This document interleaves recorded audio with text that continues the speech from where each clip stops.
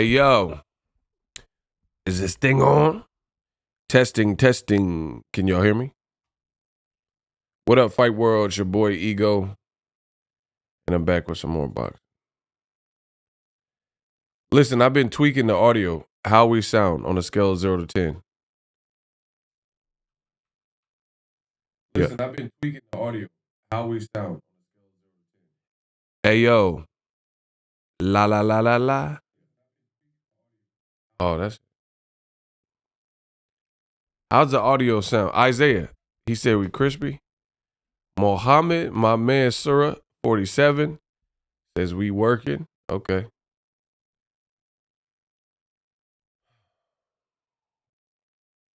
Man, we back with the recap.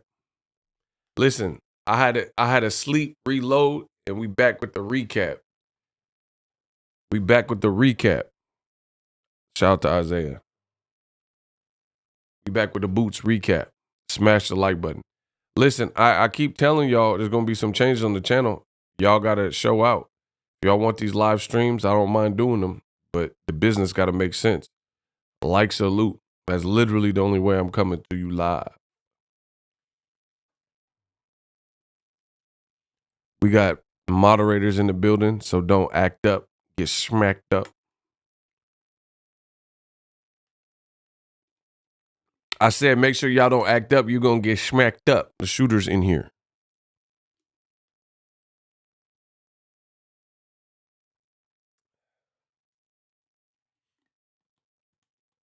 I know y'all could do better with the lights. That we ain't getting started. We going to just warm up the mic.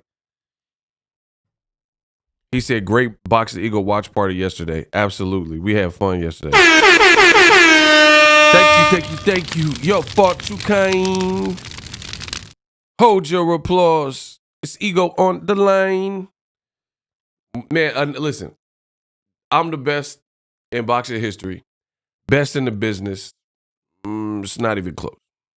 I give you guys the quality. I give you all the entertainment. I give you all the knowledge and the facts. And we have fun with it. Shout out to Kamal Oz. Shout out to Kenya B. Shout out to Ego's Army. I said, Ego's Army is that army, better yet the Navy. So if you ever play a hate me, then it ain't no gravy. Listen, if y'all ever play a hate me, then it ain't no gravy. We the Army. We the best in boxing. Boots definitely took some years off of Via's life. His boxing life for sure. Man, Boots is a bad dude. Boots, my hubby watched the fight. Me and the baby couldn't hang last night, so we are here for the recap. That's what I'm talking about. Well, yeah, I'm going to recap it and let y'all know what, in case you missed it. I'm going to give y'all the highlights, let you know what's cracking. I need y'all to get the likes up. We need that action. Marquise Taylor called out Tim Tszyu. I mean, he did his thing. He kind of came out of nowhere and beat the Gomez dude. I was impressed. I don't know why he kept reminding me of 21 Savage. If I was Will Smith, I would have hit him with a stick. 21.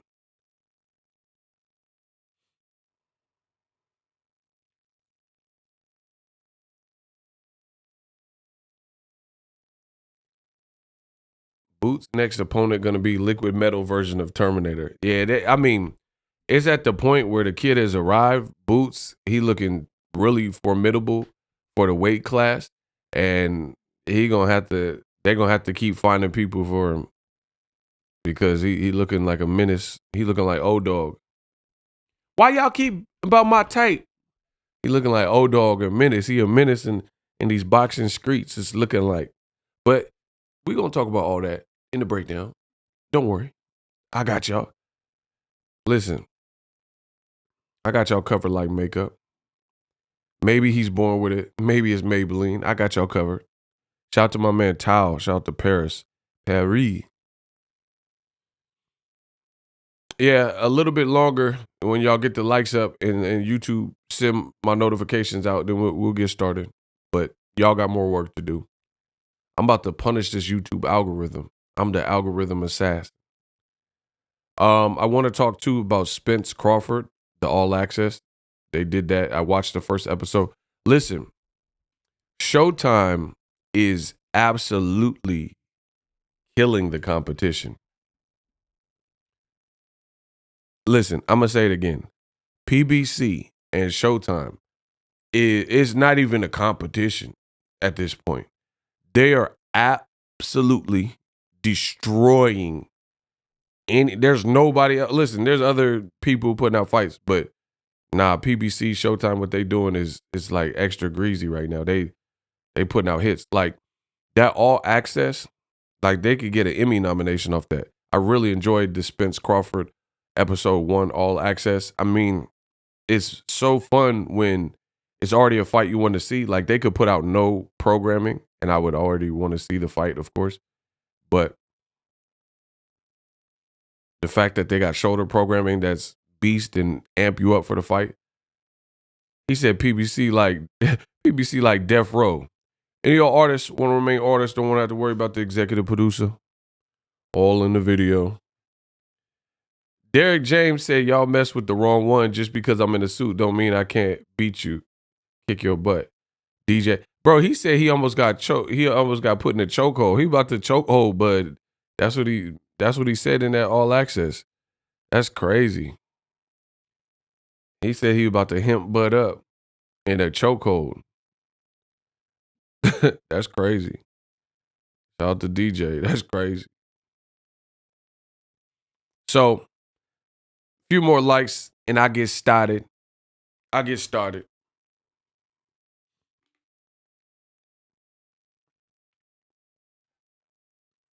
Yeah, get the likes up. I'm going to get started. Shout out to 76 Mark, my man.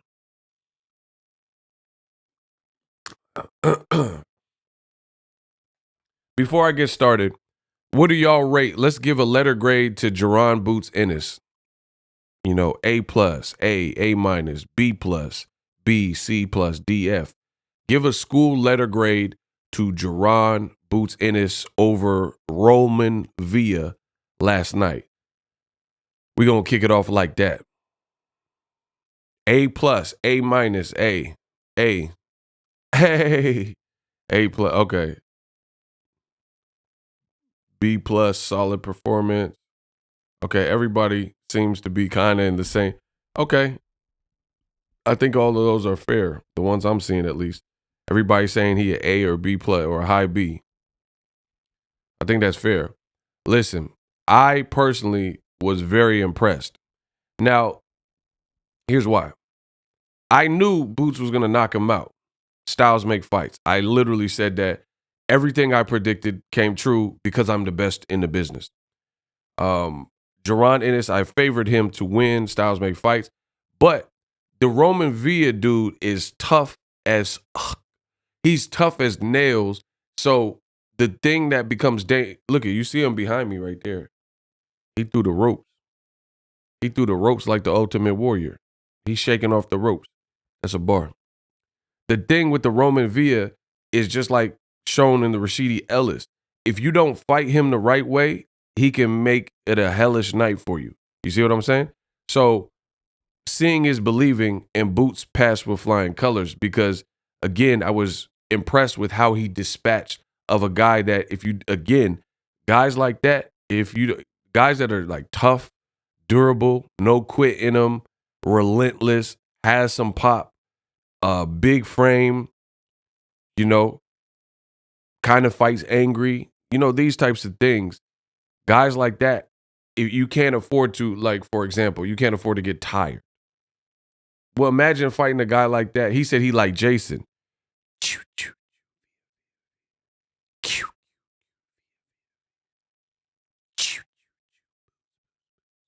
Bro, he's Jason.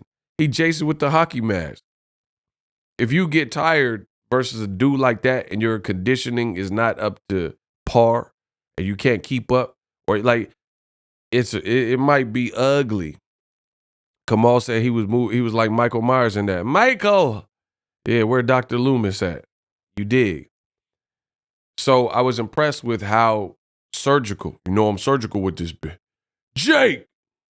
I was impressed with how surgical Boots moved to break the man down. and really all levels of boxing. You had offense, but you also had a tight defense. You had showmanship and showboating. You had even a game opponent. See, listen, I'm just being real. I don't know what else to do. I don't know what you want me to do. I'm sorry. I don't know what else to tell y'all. Like, for example, Top Rank, they got clever matchmaking. Let's break that down. Clever. We need to be over 100 likes. Let's move it on up. Let's move it. Step it up. I'm a stepper, so y'all got to step with me. Step with me or the stream is over. Let's go. Come on. I know y'all ain't working. I'm working. Y'all got to be working. I'm a stepper. Big mover. Like U-Haul. I make move. Stop playing with me. Yeah, I see. I know there's some people in here. Like this, I don't know what y'all think this is. This ain't free. This game ain't free. If y'all want $1 million worth of game for free, whatever, go to Gilly. Go watch Gilly Pod. This ain't free. What I do ain't free. Anywho, Boots, it gave you pretty much different dimensions of boxing. Showmanship, confidence, bravado, offense, defense, headshots, body shots. How can you not enjoy that if you're a boxing fan? Fundamental with the jab. He used some footwork. Now, ow, I just hit my I hit my finger. I hit my finger. Hold on. Yeah, shout out to 76 Mark. Like, salute. There we go. Let's go. I'm a student of the game, of course. I wouldn't be boxing ego if I wasn't. One thing that I know I mentioned in my full fight breakdown and review, make sure you guys check that video after this, that I like from Boots. See, I bring up stuff that no one else really talks about because you have to have a keen eye and set of senses in this sweet science game. But the thing that I brought up was I like Boots clinched. You ain't never heard a person say, see, people, I'm telling you how boxing fans are emotional, they're fickle, and they always go for the low-hanging fruit. The best fruit is at the higher portions of the tree. You know what I'm saying? You climb up, you get the better, you get the stuff that, flies and other animals could get to. Might have a bite chunk missing, is rotted, is about to fall on the ground. You know what I'm saying? You getting the decrepit fruit. You go higher in that tree, you get to the promised land, with the fruit. And that's how boxing is. If you go beyond just the surface level of boxing, you get to the best and the ripest and sweetest fruit. A lot of boxing fans are emotional, so they just go what's easy to access, like somebody getting hurt. Okay, anybody can. It don't take a little kid, a 3-year-old can watch boxing and see someone get knocked on the canvas and be like, oh, he's hurt. I don't take nothing. No, it doesn't take nothing. You see what I'm saying? So I personally like the multitudes of boxing, like Jaron clinching. You've never heard anyone really say, I like the fact that he clinched. Because he clinched and it wasn't excessive to the point where it was like Klitschko or made the fight ugly. But he smartly clinched in small spaces to stop or create a lull into action when Villa would land a shot, maybe rock up Boots' head. There were times where Boots would just reach out and clinch, and it was he's obviously a strong kid. He would actually just clinch him and just like hemp him up, and it just calms all that stuff down. You reset, and then you get back to business. And that's how he was doing, bro. The clinch is a part of boxing.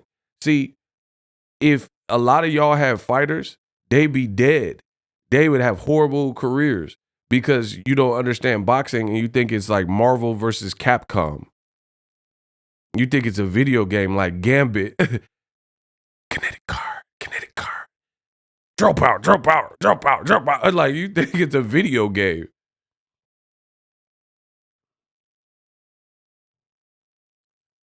I got it wrong? What are y'all talking about? Oh, he hating. I see. Dude in here hating. I mean, that's what the racists do, bro. I told you that. Berserker Barrage. Yeah. I already told y'all that. Shout out to my baby Kenya. $10 in the Zelle. It said, let's go. Shout out to Kenya. I got your Zelle. Salute, Eagles Army. Man, clinching is a part of boxing, and if you do it like in moderation, it's good.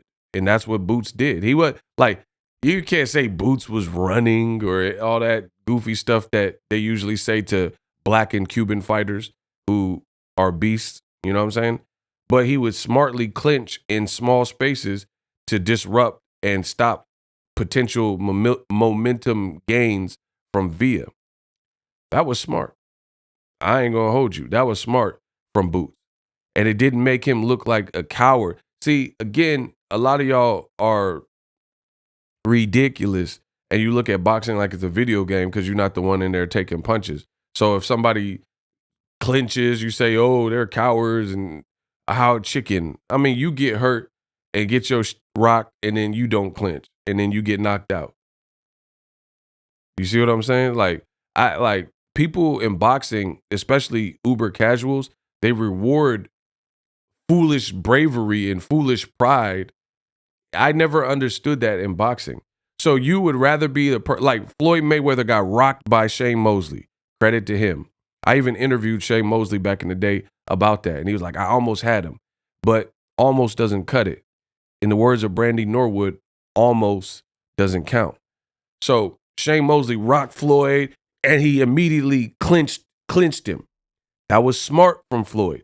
It's not, there's no shame in being hurt.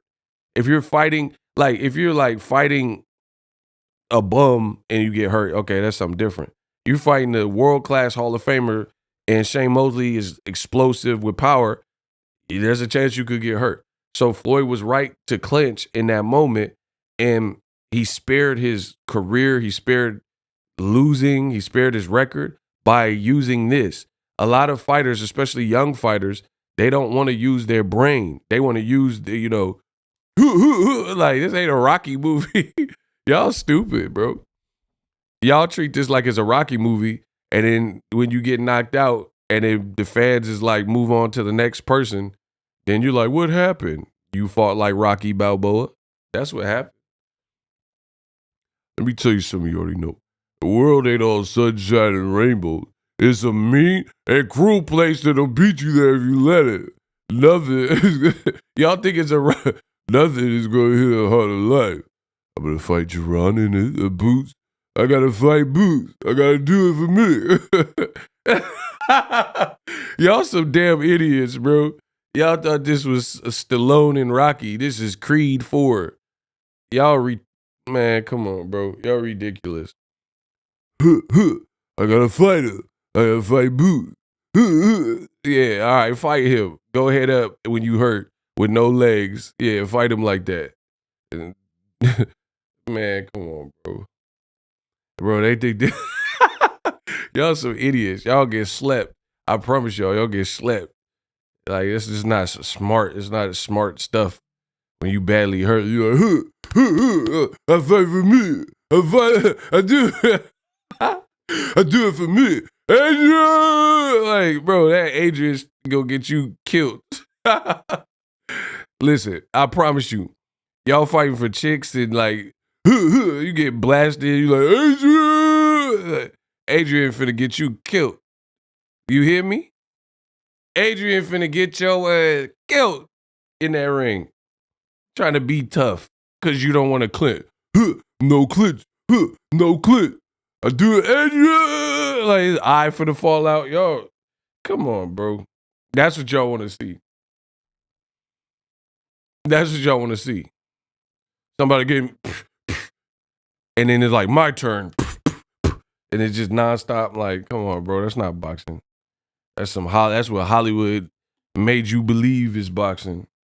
That ain't boxing, bro. In real life, Apollo Creed beat the brakes off of Rocky. In real life, Ivan Drago killed Rocky like he did Apollo. In real life. This ain't a movie, dog.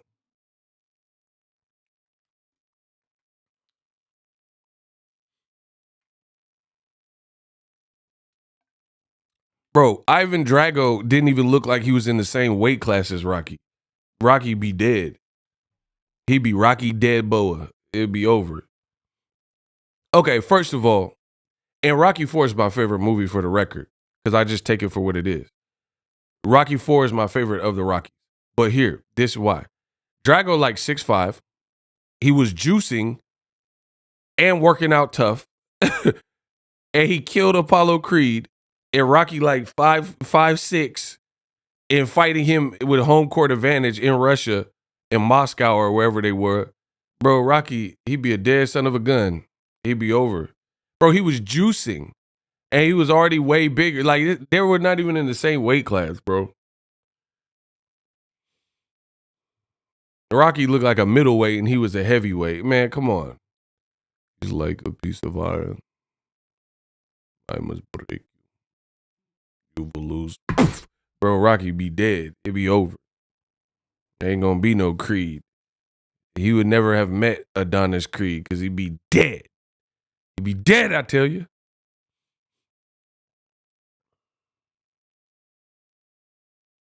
I think Thurman touching boots up can't cap. Man, who the hell is this? Bro, ain't nobody said nothing about Thurman. This man got a tuxedo on. What, you going to prom? Come on, tuck and roll. That sounds suspect anyway, bro. Who is this? Who is this dude with the prom, with the cummerbund? Can y'all please let me know who this is and who asked you? He thought he was the black James Bond. Bro, come on, bro. That man done stole a fit from Idris Elba. Get him out of there. Bro, who is this, bro? I can't cap. I think that, bro, nobody even said nothing about Thurman. Bro, I like Thurman, but the man ain't fought since The Last Supper. If he go in there with boots, he might get smoked off of activity. Like if he's in his prime, bro, listen, he ain't fought since 200 BC. How he gonna beat Boots? That's not someone you should want to come back and fight. Pacquiao dropped him in the first round. Like he literally hasn't fought since Chingy was out. Pick me up if you want to come roll with me. And you was my lady. Bro, Thurman ain't been out in the ring since Chingy. Pick me up if you want to come roll with me. And you was my baby. It was word how we met, huh? She was with her mom at Bank America. I'm with my son, cash in the check. Bro, he ain't been out since Chingy. Every time I try to leave, some keep pulling me back, telling me you need it. It was meant to be. Bro, what are you talking about? Thurman, he better fight Ugas first and get some, you know what I mean? Get your bearings right. Bro, Pacquiao 2-2'd him in the first round. And I like Thurman. Light skins, we stick together. But come on, bro. Boots is on demon time and fought in January and just fought yesterday. And he cooked the dude yesterday who was super tough. Thurman doesn't even really accept the body shot well. He better do some crunches. He been in his off season having kids and stuff, procreate. Keith Thurman, he all in that. You ain't feel the dents in the back? Keith Thurman be all in that. Like, bro, he been having like daddy daycare and stuff. I don't know. That's all I'm saying. I don't know. And I always rock with Thurman, but bro, you can't be domesticated in this sport with a young, hungry lion. Like, Boots want a name. Boots is salivating for a name.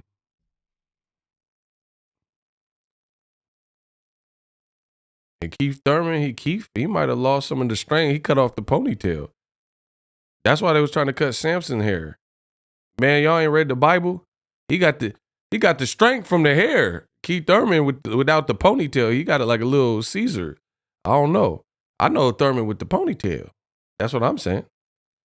Man, that ponytail gave Keith, bro, he cut the ponytail. He ain't got a knockout since the ponytail been gone. See, when he had the ponytail, Keith was, it's. Bro, he was one-timing people with the ponytail. That's what I'm saying. With the ponytail. Bro, When he had, bro, when listen, I put this on dead homies. Dead homies. When Keith Thurman had the scrunchie on his wrist and the ponytail, it's he was like office. Remember when Keith had the scrunchie? Keith was like, hold on, put a little Vaseline, take the bangles out, bro. When he had the ponytail with the scrunchie, I don't know, but he ain't one time nobody in a minute. He didn't one time Mario Barrios. Hey, I ain't gonna front. He had Mario Barrios looking like Avatar. He looked like Avatar. Like Mario Barrios, that's my dude, but I ain't gonna front. He had him looking like an Avatar. I thought it was a part of the new Avatar movie, James Cameron. Bro, hold on. See, y'all playing with me. Nah, I give it to Keith. Mario Barrios looked like Avatar after that. Hold on, let me see if I can find it. He looked like Avatar.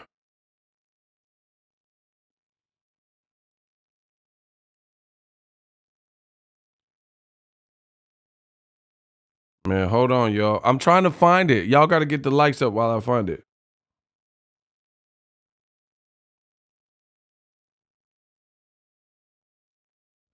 See, when I make videos, they all want to be like me. Everybody want to be like Mike Lowry. They want to be like Boxing Ego. But there's only one me, though. People get mad at what I say, but everything I say is oh so true. Hey, shout out to Mike D. He knows his history. He looked like Avatar. Hey, Floyd is a fool for that. That was so funny when Floyd said that. Bro, on Dead Homies. Bro, look, hold on. Dead Homies tell me he ain't look like Avatar. Bro, Dead Homies. See, that's what I'm saying. Everything I say is solid. It's 100. Tell me he ain't look like Avatar after Thurman. He looked like Avatar? Bro, that looked dead on. And I like Barrios, but that's Avatar? He looked like Avatar. Bro, what y'all talking about? Kenya B telling me to stop, but y'all know what I'm saying is true. Okay, I'm silly because he looked like Avatar. Bro, Keith Thurman turned the man. Keith Thurman, the new James Cameron. He turned the man to Avatar. I'm going to hell. Man, see, y'all be playing. I should have just went to Starbucks. Y'all say I'm going to hell because Keith Thurman turning people into James Cameron movies. Okay. Bro, whatever. Now that Thurman Boots, that's a good fight. That's a good fight. But I mean, I personally don't think off of the activity Keith would want. I don't think he should go. I would rather Keith Thurman versus Ugas and then the winner fight Boots. But Boots fought 2 times this year and he young. Keith Thurman, like I said, he ain't fought since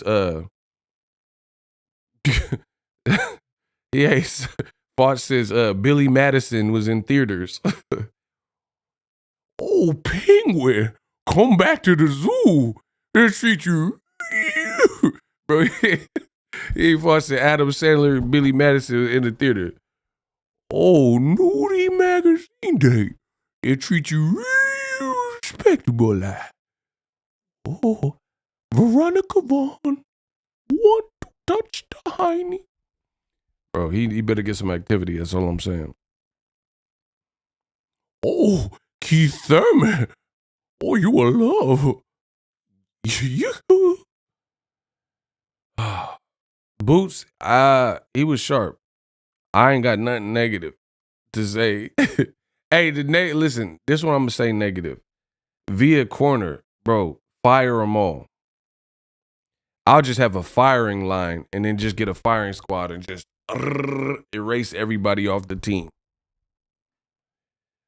Via's team did him no favors. This man was getting toe off by Boots with hard, malicious shots. And then they just was allowing it. Like, bro, the man was not winning. Like, I think it was the 6th round. Boots laced him and hit him with the hard shot. He's visibly hurt. Boots kind of jumped on him a little bit. He smothered his work a little bit. But Via, I don't think he ever truly recovered from that. That's why the Showtime commentary's been missing me, bro. I'm just being real. Don't be mad. I'm only being real. Showtime commentary been like all the way missing me. Like their reads be off. It's been off. Like I tell you all the time, the reason the Boxing Ego watch parties are the best, and I'm the best in the business, is like when I do the watch party, how come what I say is happening in the fight, like is indicative of the outcome? Like meaning, I'll be like, man, Boots is really getting off. Oh, Villa has a leaky defense, yada yada yada. And when I say these things, and then a round or so later, you see Villa get hurt, you see a Villa get stopped, et cetera, et cetera. Versus you listen to commentary crews and what they're saying, like Showtime, they're like trying to make an angle for Villa, and he get beat down. I'm like, what? Like Al Bernstein was like, oh yeah, Boots is doing good, but Villa, bro, there's no but Villa to it. He getting toe up from the flow up. He literally, shout out to Kamal Oz. When they hate, donate. Keith hasn't fought since Scott Baio was an A-lister. Facts. Since Charles in Charge. He ain't fought since Out of This World and Punky Brewster. Bro, the Showtime commentary was angling for Villa. He literally, like, I don't know how to not be this blunt. So you get what you get or don't watch me. There is no angle for Villa outside of he's a warrior and he's tough. He lost every round. Everything. He was losing every round. And it got progressively worse after round 6 when he first, like, really was apparently hurt. Bernstein talking, but Villa, he landed a punch. Bro, who gives if he landed a punch? It is boxing. You are going to land a punch. But the reason why I'm stressing it like this is like Bernstein and Showtime, they were like, oh, but Villa landed a punch. Bro, it's boxing. You're going, as offensive as Jaron Ennis is, you're going to land something if you fought. You know what I'm saying? You're a fighter. Villa's tough. So he landed a punch. The reality was, I don't think he fully had been given time to recuperate or replenish after being hurt in round 6. So therefore, his legs weren't behind him. And that's how you generate your power, with your legs and torquing into the punch. If you don't have any legs, it's hard to generate that game-changing power. So Boots was eating every shot, especially late, because it looked like they had less steam on them, because not only was he hurt, Boots had a very concerted effort to go to Villa's body, and I love that. And I'm talking about from the early rounds. He was like poking him. He was poking him like it was prison. He was poking him with the shank. And goes jab, stab, jab, stab, jab, stab. Bro, that zaps you. So by the time when he got really hurt with a shot upstairs in round 6, it's like a collective. You know, like somebody been like zapping and siphoning air, siphoning energy, zapping your energy with like little shots. And that accumulation, and then when you get hit with something like where you're like noticeably like really rocked, you all the way up. Do you get what I'm saying? You are all the way, because you've been surgically broken down for certain rounds. And then now when the big shot comes, then you're completely, you got cobwebs. You're not clear-headed. So you ain't never heard me say otherwise. I love when fighters, especially young fighters, because I feel like young fighters forget this. I love when fighters go to the body. Some guys, you could, listen, all this chin talk, right? Y'all got to get the likes up.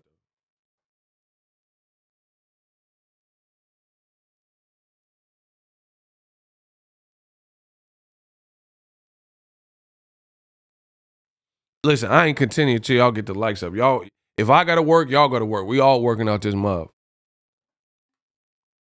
Y'all ain't gonna play me with the YouTube algorithm. I'm gonna just take my time. Yeah, likes are loose. Shout out to Kamal. Y'all better get the likes up. We ain't playing with it.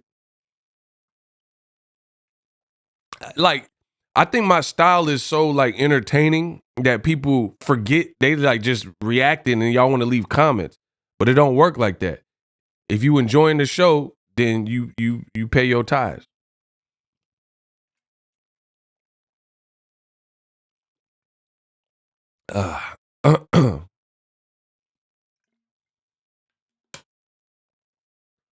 So Boots was real surgical.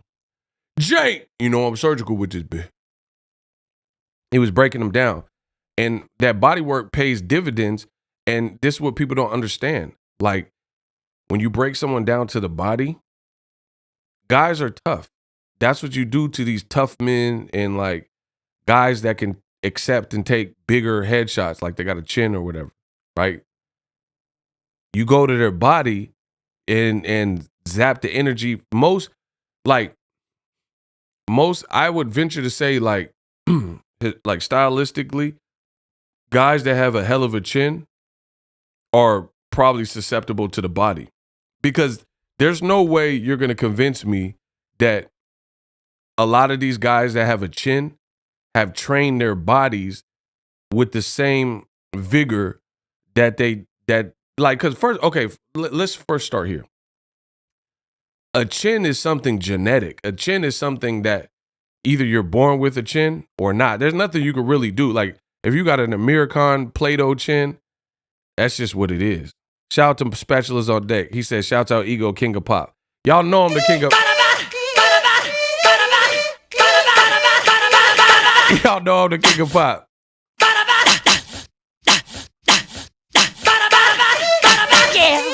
King of pop with it. I don't stop with it.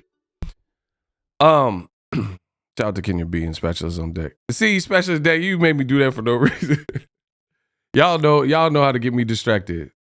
I'm the MJ of this. Which one? Pick one. Jordan, Jackson. Let's go. Okay. So, with a body shot, or actually with the chin, that's where I was. With the chin, you're either born with one or you're not. Just like power. Like, it's like, there's not really anything you could do to increase your power. Like, outside of, like, if you don't know how to throw a punch and then you learn how to throw a punch. Now, okay, that increases your power because of the efficiency of the punch. But either you have power or you don't have power. For real, for real. Ego, I have Via up on the cards, and I have you blocked. Get him out of here. Hey, get him out of here. That was so pathetic from Raul Blanca. Yeah, you about to see white. You're going to see Blanco. Get him out of here. If y'all ever waste my time with some garbage like that, you will immediately be blocked. I don't need you. You need me. Yet the boxing game need me more than I need it. I'm going to keep working. I know when I talk like this, some of y'all get mad. They be like, oh, Ego, why he talking like that? I'm going to keep talking like that because y'all need me more than I need y'all. Come on, stop playing me, bro. He said Via was up. Man, this is just so stupid. It just wasted my time. And if y'all want to waste my time, we're going to waste you. Moving on. You're born with the chin or you don't have a chin. It's that simple. You're born with power or you don't have power. Again, there's little, like, small things you could do, like perfect the way you're throwing and turning over your punches. But that's not, like, the power didn't really change. It's the precision and the torque and how you threw the punch change, right? So, again, I stand on it. I would venture to say most people that have a chin, they're like kind of born with it. They're just naturally tough, blah, blah, blah. They can eat a shot. Wow. Genetics, whatever. But most of those guys that have that chin, I would really venture off to say that they're not training their body with the same intensity that, like if their chin is on 11, their body resistance and endurance ain't on 11. You dig what I'm saying? Like, look at people who had chins. Maidana. Antonio Margarito, right? Would you say they got like if you just attack their body all fight, they got the best, resistance to punches to the body? Amir Khan got moderate power and dropped Maidana in the first round with a body shot. And that's the thing with a body shot is you don't even have to throw with that much force for a body shot to hurt. So for Boots to go to Via's body was very, very smart because it was clear he wasn't going to give up. It was clear he was on some Terminator stuff. So the body attack needs to be part of the attack. You see what I'm saying? And if you go to a person's body early and often, then that opens the head up because when they start crunching down and tucking their elbows to brace and protect for the body shots that are hurting them, all this is open. You got all this. You see what I'm saying? Like, so I've seen guys that had a real high guard. They're coming with the high guard, but when they get their body beat up, them hands drop a little bit. Now look, you got a little to work with. You see what I'm saying? You got something to work with. So a body attack is always smart against them tough men. It just slows people down. Even if you don't stop them to the body, it's going to make you think and slow down and, possibly open your head up, blah, blah, blah. So Boots, very smart to keep that in mind instead of headhunting. Like you headhunting all this hand speed and he keep coming forward. And then the messed up thing is a person like Villa, I'm going to say this about Villa. He's the type of fighter, if you don't get him, he going to get you. Does that make sense to everybody in the room? He's the type of fighter, if you don't get him, he going to get you.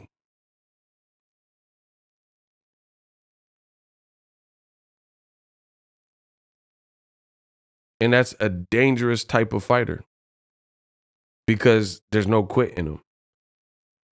If you don't get him, he going to get you.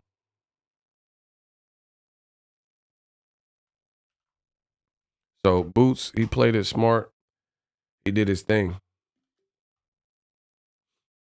Very surgical.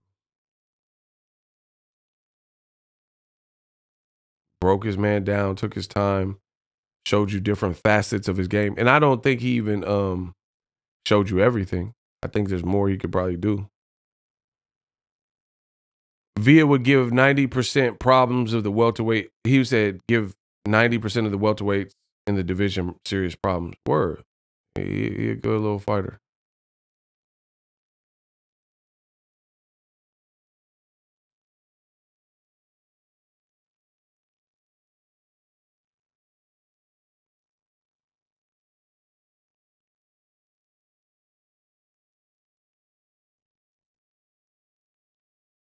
He's definitely a good fighter. But yeah, I thought Showtime commentary was off. It was kept talking. But Villa, like, bro, what is Villa doing? Like outside of landing and spots. But like my thing is this: why would you marvel at what Villa's doing when he's landing a couple singles and Boots is working the majority of 3-minute rounds with precise, accurate, aggressive boxer puncher stuff.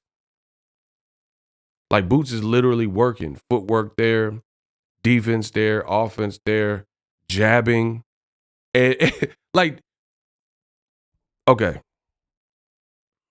I'm the best in the business, so I gotta find a way to express my thoughts to you and give you an idea of what I'm talking about. So let me come up with an analogy. Okay, I got it. Okay, I found one. I got an analogy to help y'all understand this. If there was a child that was in school and that child was a prodigy, that child was a brainiac, a genius, whatever you want to call it, right? And that kid, they were in the 3rd grade, but they read like an 8th grader. Their reading level and comprehension was way beyond their actual years. So they excel in English, in literature. They excel in mathematics. They know like calculus and they're in the 3rd grade, or algebra, or something that's beyond their immediate teaching, right? All these things. Can y'all hear me? Because I got to make sure y'all hear this. I don't know what happened with the chat. Listen, if y'all can hear me, put 7. Type 7. YouTube been tripping, bro. If y'all can hear me, type 7. Okay, y'all can hear me still. See, y'all get quiet. That'd be spooking me.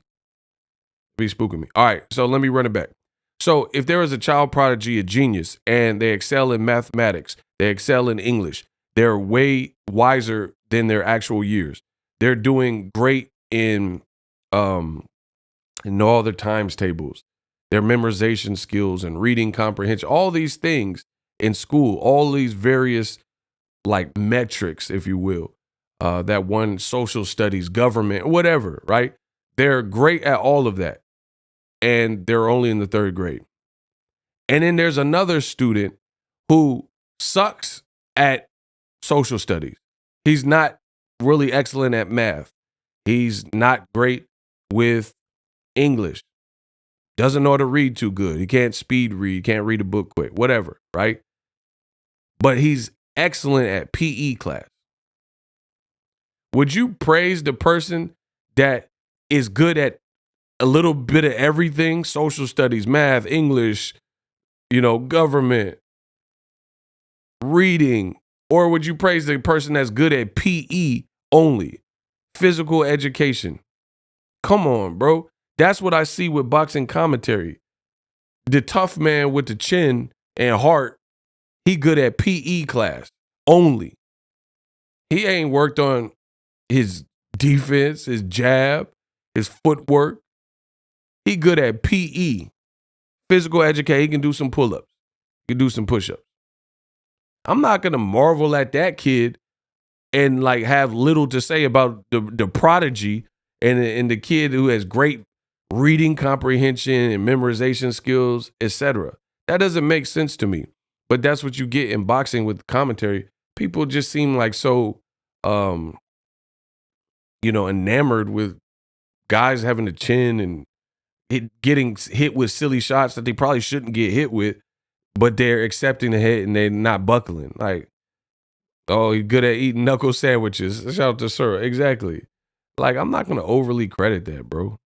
Y'all do whatever y'all want. I'm not overly, you know what I'm saying? The kid, he good at PE and he eat glue.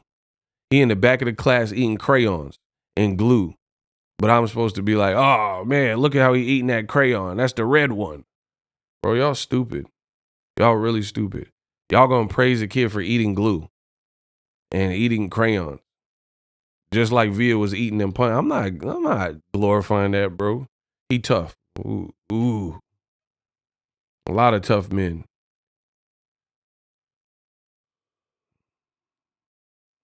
Like, imagine, okay, like let's say somebody was spraying, they had the blick and they just pop, pop, pop. And then the person was resourceful and then they picked up, like, they was in the kitchen and somebody came in and spraying, they picked up like a trash can lid and like the bullet didn't go through it or so, you know what I'm saying? They had a shield and they're running and ducking for cover. And then the other person's just like, hey, what are you doing?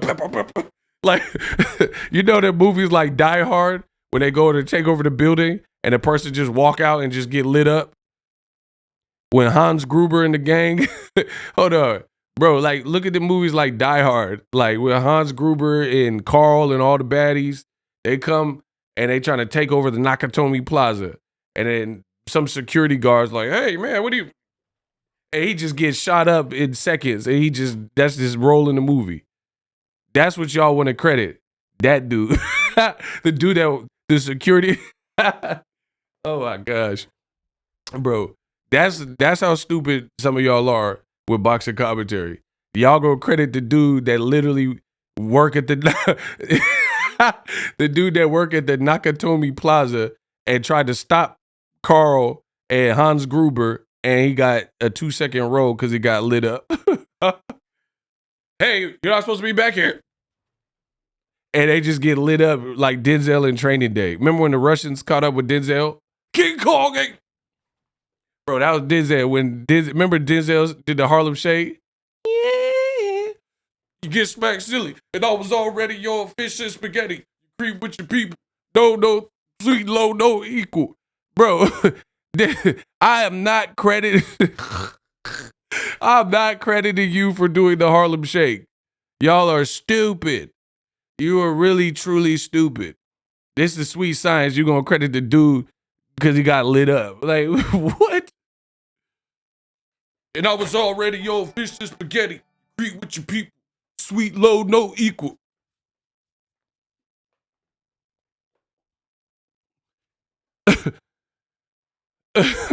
Y'all retarded, bro. I can't. Oh, but Via gets sprayed. Bro, he gets sprayed with the raid. Cockroach style. And I was supposed to be like, oh, but Via, get him Via. Bro, I'm not praising that. I'm not praising nobody did the extra from Die Hard in the Nakatomi Plaza. Hey, you're not supposed to be back here.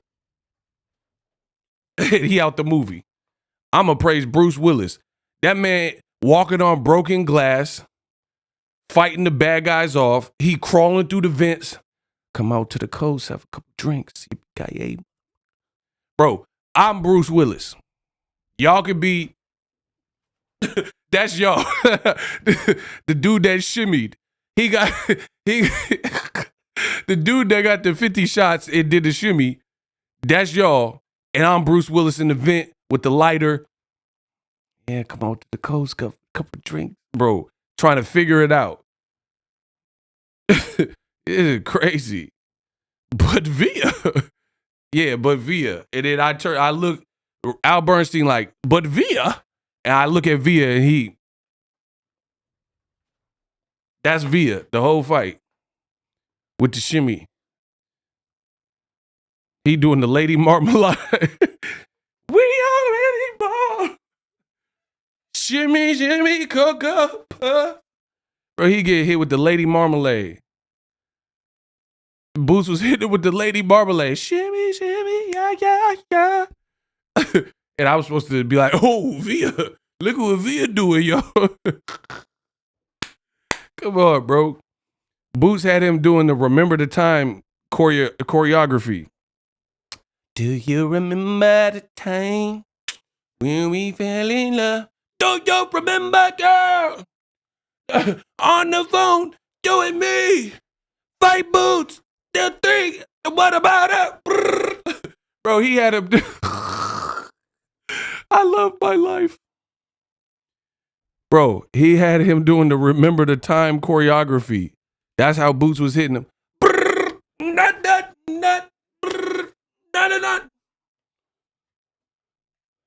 Ego, my bro, I respect what you do for boxing fans. Ego gang member, good health to you and your family, broski. Hutchman, shout out to the UK. Appreciate you. I'm so mad at Kid.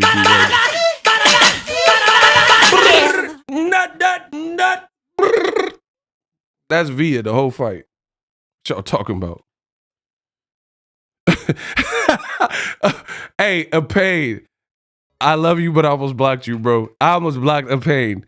Hey, that's the homie, but I almost blocked him, bro. He said Queen Latifah and set it off. Facts. Bro, when she had the Uzi.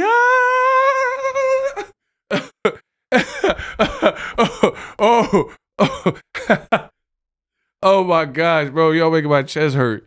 Bro, Queen Latifah with the jumpsuit. That's Via. He had the Queen Latifah braids in the jumpsuit.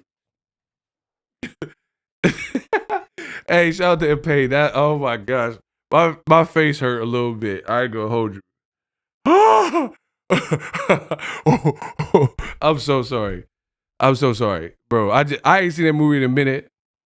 Bro, they playing In Vogue and what's it gonna be? Cause I can't pretend. Don't you wanna be more? Bro, oh my. Oh, yikes. Hold on. Bro. Oh my gosh, you didn't really have to bring up Set It Off. Oh, I'm crying. Bro, remember it? What's it gonna be? They doing it in Vogue music video. Cause I can't pretend. No. That's Via the whole fight, and I'm supposed to be like, oh, but Via, look at Via. He's still standing. Like, okay. Not for long. The way Boots is putting them together. He ain't gonna be up for long. Why should I praise Via? But what about the black? Jaron Boots Ennis. Bro, I can't give you that.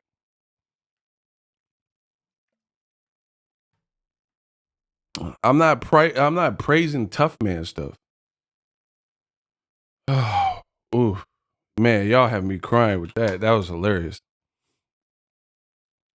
Like, oh, okay, he's still standing. Because like the other reason I'm sensible, bro. If a shooter starts spraying, I'm from the Bay, bro. You got to keep your head on a swivel. If somebody start clapping, you better take cover and try to get out the situation. You don't go try to talk to reason. You try to reason with the killer. Do you hear me? Do you feel me? Bro, I'm from the Bay, bro.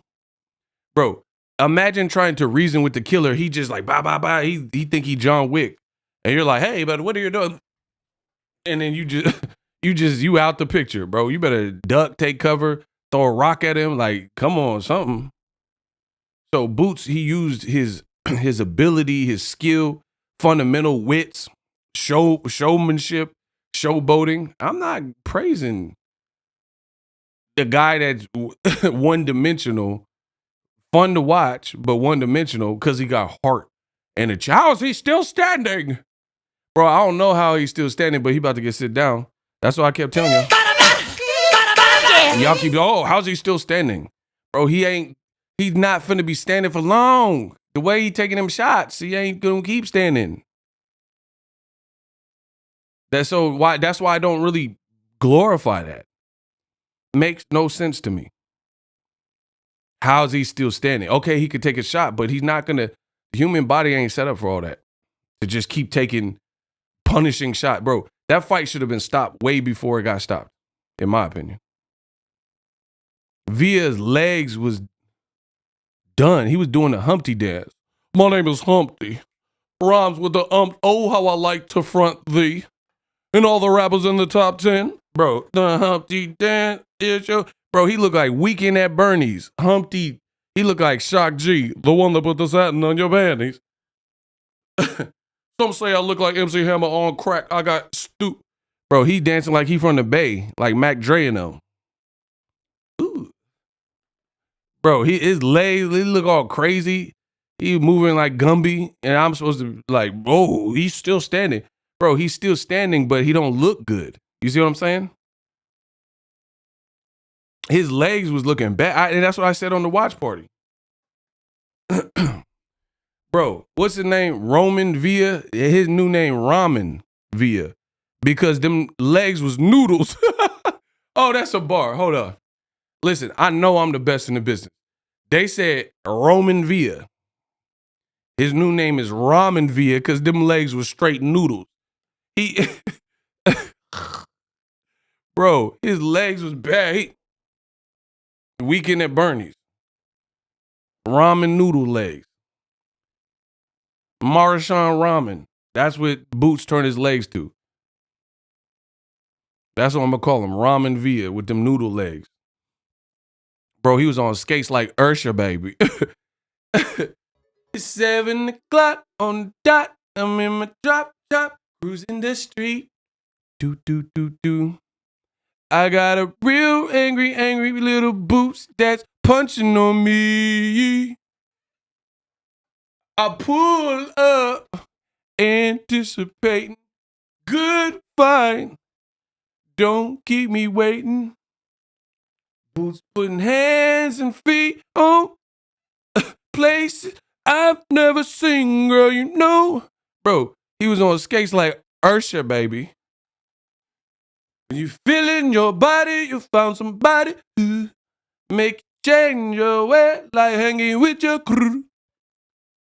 I don't know why I said it with like a Cuban Dominican accent.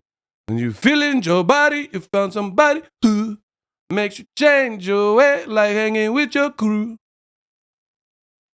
Been there, done it, fucked around. Bro, he was on the Usher skates. He was on the skates like Usher. Watch this. Watch this. Do, do, do, do, do, do. Every time I was in LA, I was out doing my dirt. Thinking about you getting, bro. V was like, watch this.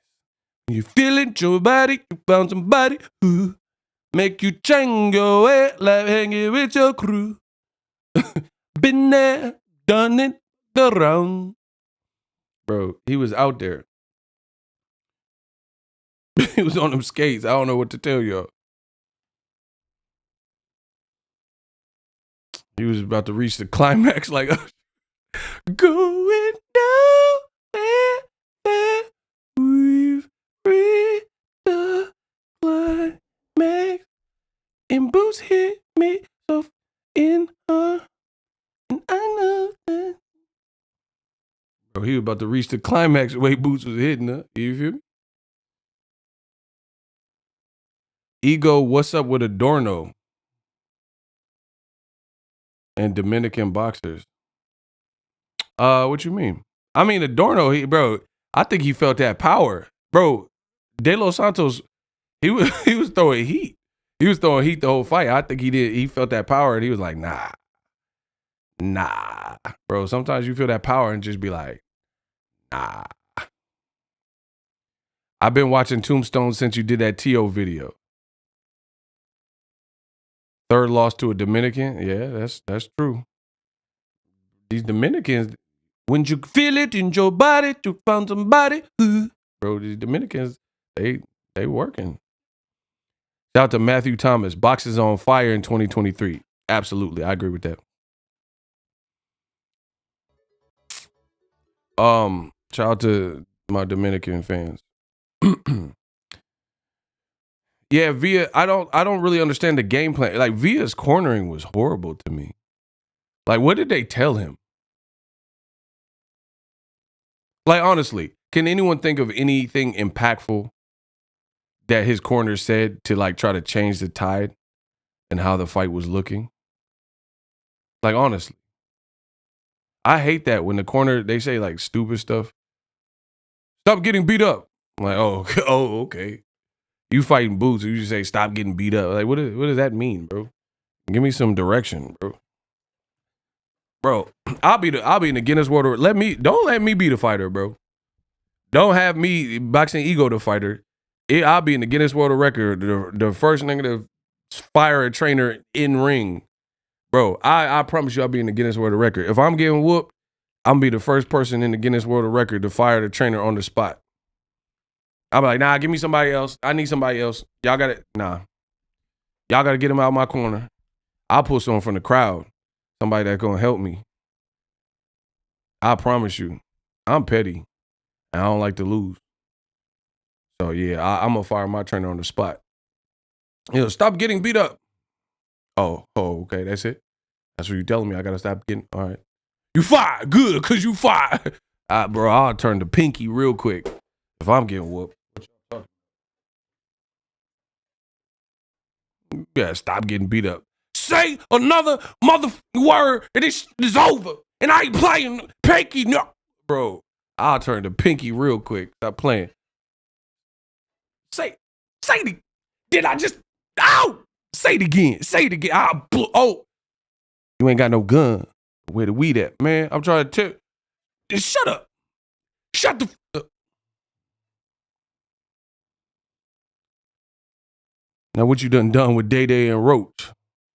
I try to tell you, Day Day, say another, and this is over. No.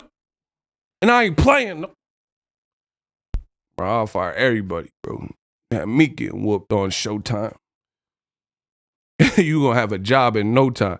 Listen, if I'm getting whooped on Showtime, you gonna have a job in no time.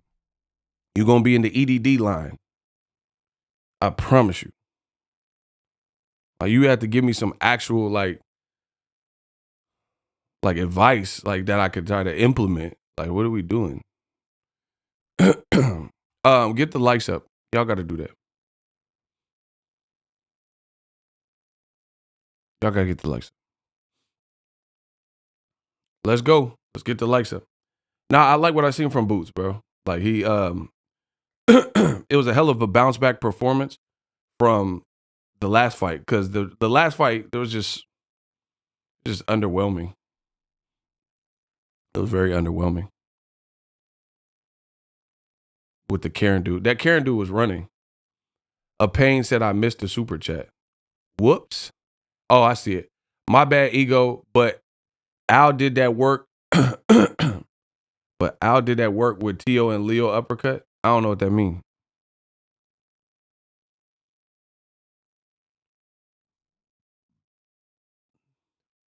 Talk about Eastside Pitbull Cruz, my boy.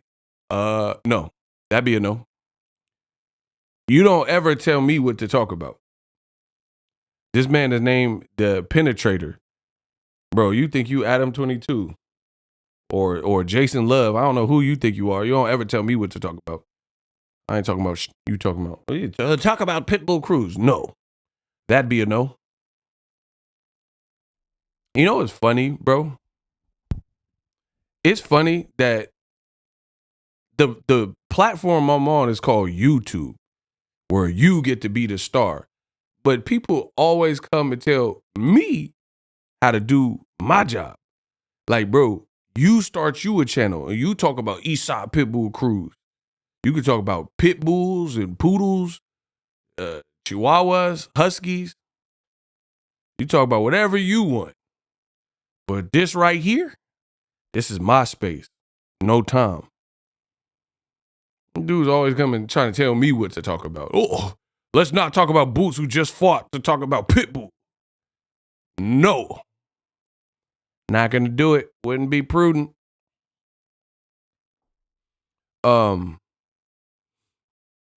Spence Crawford. I will talk about that. I put that in the title.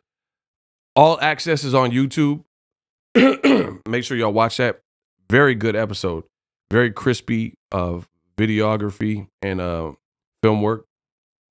It's definitely a hype piece that'll get you hype. There's an interesting part where Bomac said something like, you know how they doing the fish fry and I'm going to eat crawdaddy, crawfish, and all this stuff, back and forth stuff. PBC moving like prime HBO. Shout out to Roger. Let's go. There was a scene in it where Bomac was like, man, Bud gonna put some hot sauce on you. You the big fish. And then Errol came with a quick one. And he was like, Bud don't even like hot sauce. He don't even eat hot sauce. And then Bud started laughing. He like, man, how you know that? How you know? How you know I didn't like hot sauce? And then Bud, he thought he had a mole in the camp like Ryan Garcia because he was back in the Sprinter or wherever he was in. And he was like, who told Errol that I ain't eat hot sauce? Who told him that? How he know that? How he know that? I don't know. That see, that like, I know some of y'all gonna be like, oh, ego overreacting. But if you lock in and just hear me out, Bud and Errol is like a 50-50 fight, right? A very close fight on paper. So you have to look at deeper things, like little things that give slight edges. Like, okay, this person is slightly taller or this and that. Like the fact that Errol Spence is Johnny on the spot and he's coming with these quips and clever comebacks, to me, I feel like that kind of would penetrate. I don't even know if penetrate's the word I want to use. I think that would kind of like maybe resonate in ring. Like if you're a fast thinker, like you could think of clever comebacks and stuff. I feel like Errol being a fighter, that could actually translate into the ring. And I think he was coming with better like heat and comebacks. And again, in a fight, you got to look at all the little nuanced things when the fight is so close on paper. like stuff you may not pay attention to, like who got the better of the press conference, who angered and got the person to show emotion, things like that. You got to look at like all those types of things when the fight is so close on paper. Yeah, that threw Bud for a loop. He definitely wasn't expecting that. He said, how did he know that? How did he know? Mm-hmm. Hey, listen, the cat's out the bag. I already said it in another stream. I'm leaning towards Errol Spence. A lot of people asking me, I'll just say it like that. The more I keep thinking about the fight, I'm not saying it's a gimme fight. I'm not saying it's an easy fight. Listen, whoever wins, wins. May the best man win. I'll give credit to the winner. It's that type of fight. It's a great fight. But for those who are asking, and there's a ton of people asking, DMing me, there's my answer. I'm leaning towards Errol Spence. The more I keep thinking about it, the more I keep feeling like the edge goes to Errol Spence. There's multiple reasons why, but I just keep thinking, like, I'm really trying to objectively look at the fight, and I just keep leaning towards Errol Spence. Like, even little stuff like this. Errol Spence, it's already been revealed that he had to give concessions to even get the fight. Like, he had to give Bud Mo millions, right? I really, truly don't think you would press towards and, like, make those type of concessions and be that stubborn. Because we all know the PBC, they had more options and other options for Errol Spence. He could have moved up to 54, right? He could have fought Ugas. Not Ugas, Keith Thurman, right? So they had other options that he could have did. But the fact that he's this insistent on fighting Bud, I don't think that he's going to be ill-prepared, because why would you push for the fight to the point where you're stubborn, like, I'm not fighting Thurman, only person I want is him, and then not be ready? So I definitely think he'll be ready.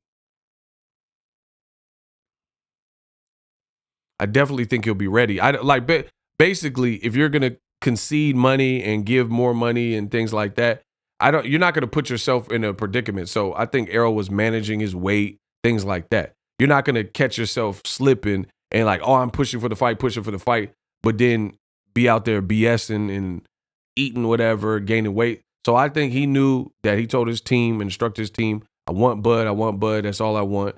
And if a man is gonna be that insistent on and that single-minded on it, then I don't think he's gonna also do himself disservices by eating pizza every week and not really being ready for that. So I definitely think he'll be ready. Now, I also think Bud will be ready. Bud is a consummate professional in the ring, a gym rat. But I just keep leaning towards Errol Spence. The more I think about this fight, the more I keep thinking about this fight. And I'll probably break it down in other videos.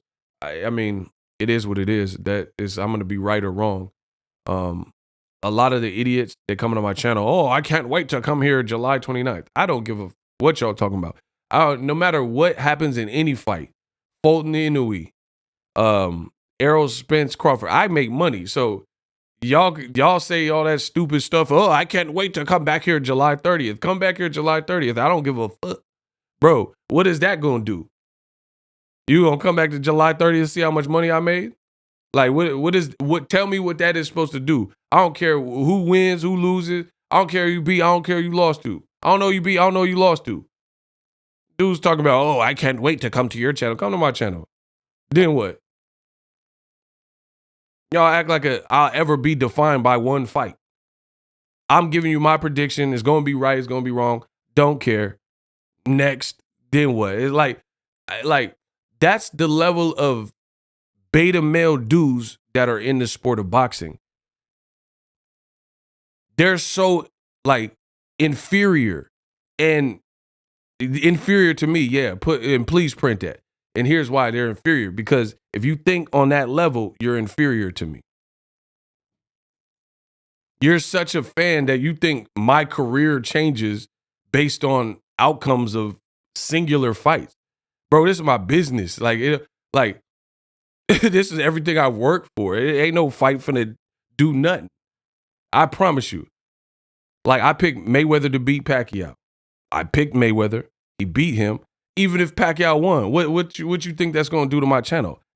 So if Pacquiao would have won, what's that supposed to erase years of hard work?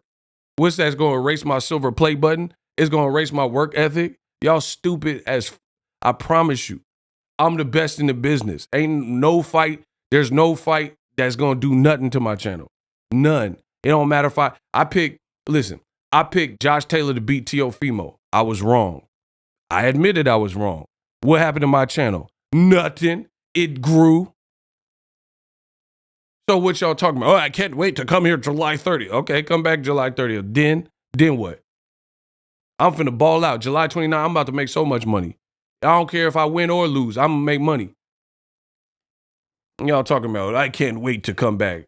Bro, come back. It don't matter. I'm picking Errol Spence. I think he beats him. That's my opinion. If you feel otherwise, great. We're going to see July 29th. I don't give a... I just had to address that because there's a lot of idiots running around. Oh, I can't wait to come back. Well, I'm going to be back here. Okay, come back here. Just listen to the level of idiocracy that flows through boxing. I'm a full-time content creator. It has been the case several years now, right? Got predictions right, got predictions wrong. And dudes like, I'm going to come back here. I can't wait to see what you have to say. I can't. Okay.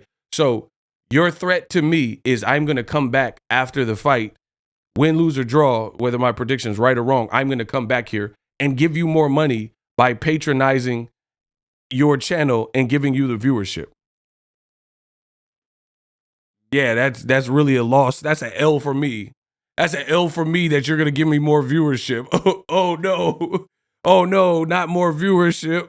Y'all dumb. I try to tell you I'm the best in the business. Y'all dumb as a mother. Y'all dumb as hell. I'm going to come back. Okay, you're going to come back and give me viewership. No, please don't. Not the viewership. Like, okay. It is ridiculous. But that's what the Bud Buddies, that's what they on. I'm going to come back. I'm going to come back to see what you have to say. Okay. If Bud win, I'll give him credit. And then what? I think he loses. Yeah, I mean, if he wins, then he wins. Okay. Shout out to Jesse Carl. It's just strange behavior from these beta males. They inferior to me. That's what happens when you're truly inferior and you're truly insecure.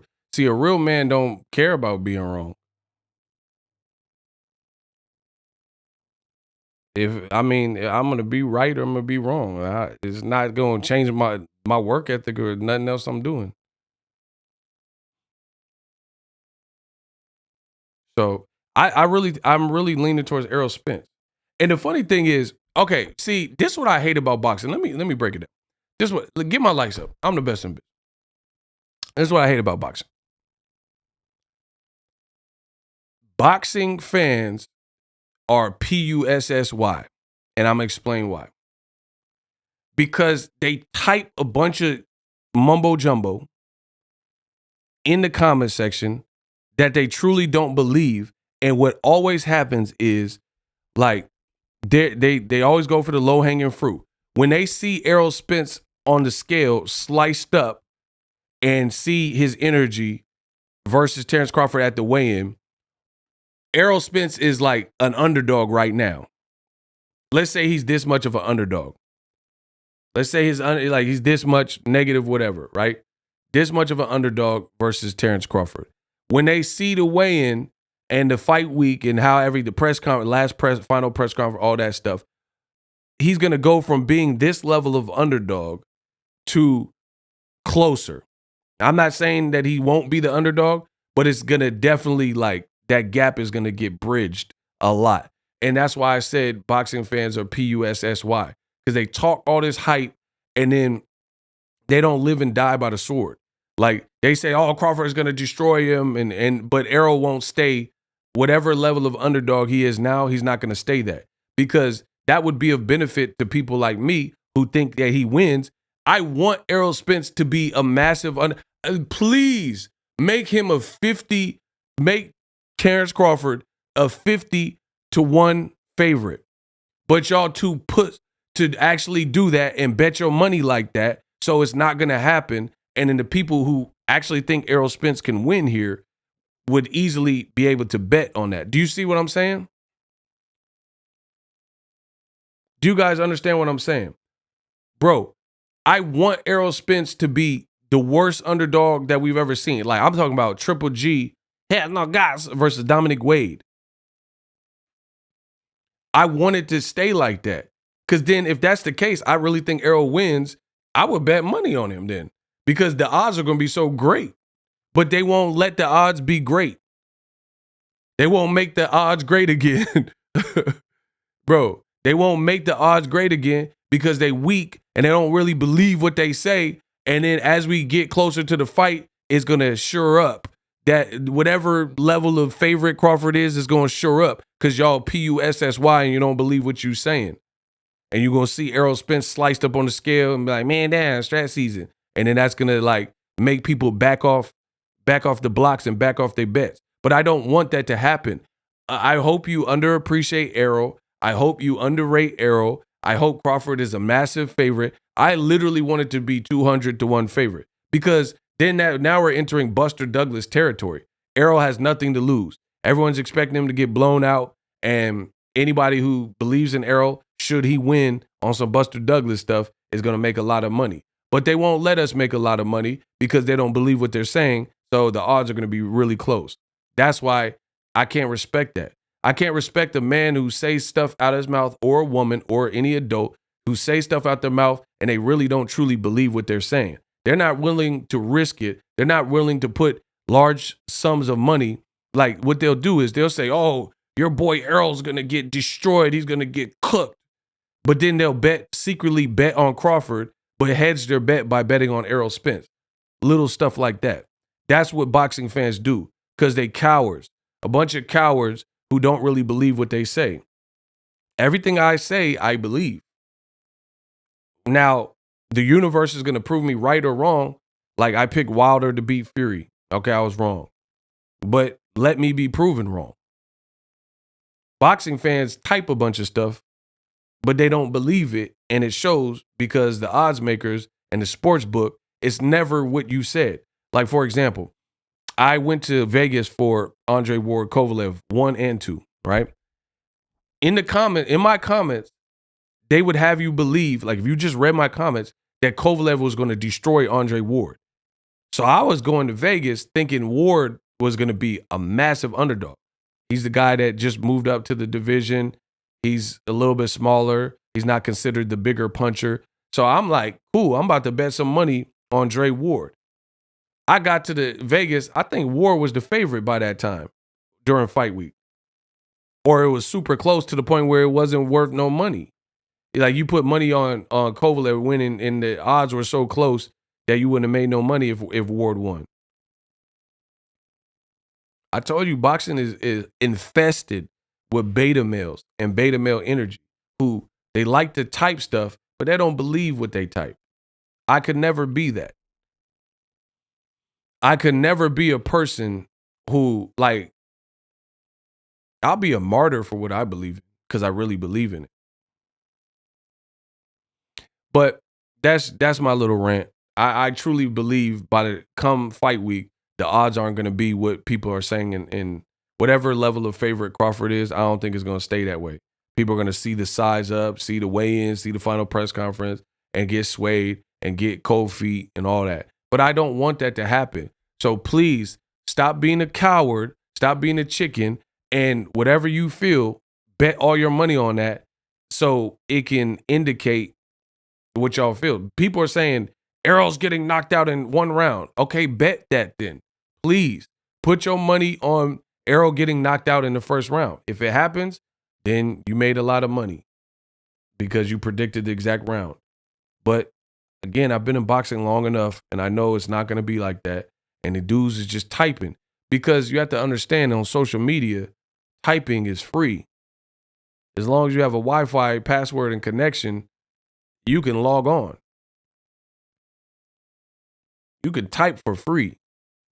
You place a bet, that costs you. You can't place a bet for free. So we're going to see what it is. You know, may the best man win. I think Errol Spence wins. The more I just keep playing, it's a great fight. So I keep playing in my head. And I see Errol. Little stuff like, I'll give you a preview why I would pick Errol. Yeah. top ranked matchmaking.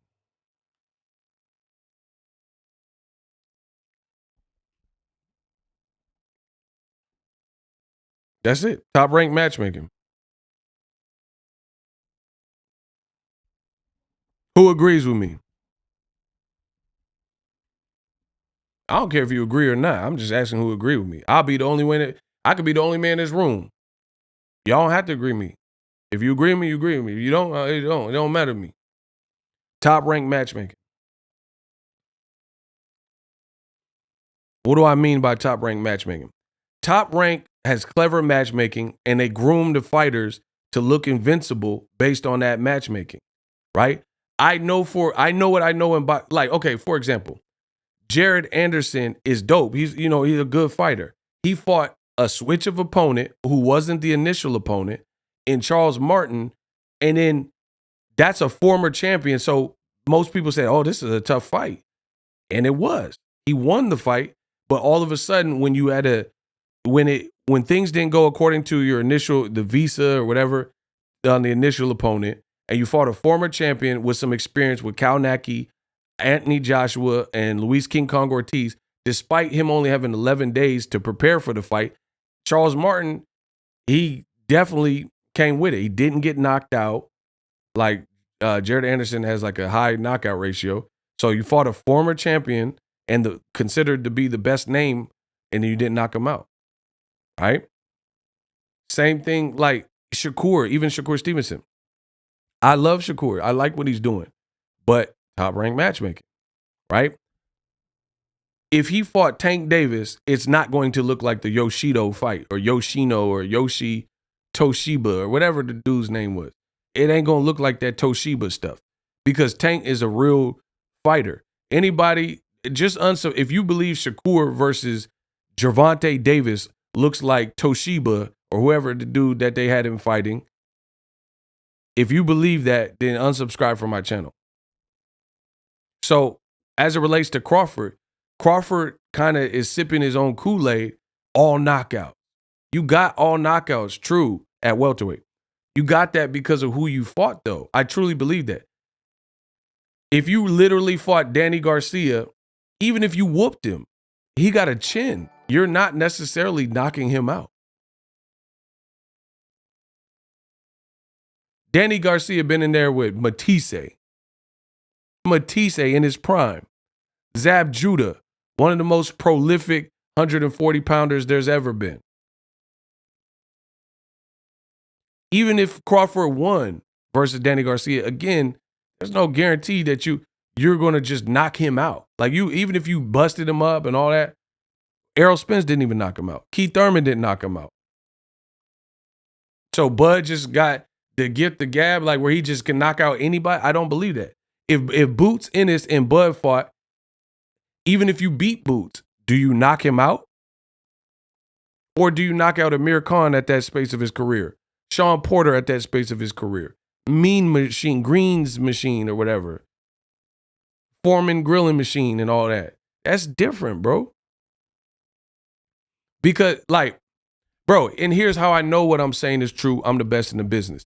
Crawford is not the biggest puncher the welterweight division has ever seen. He has power. I give him that. But he's not the big, okay, if you believe that Terrence Crawford is the biggest puncher that the welterweight division has ever had, unsubscribe from me right now.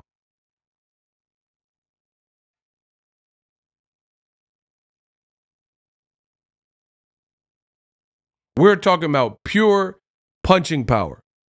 If you think that he is the biggest puncher that this division has ever seen, and despite having Oscar De La Hoya at 47, Felix Tito Trinidad has one of the best left hooks ever.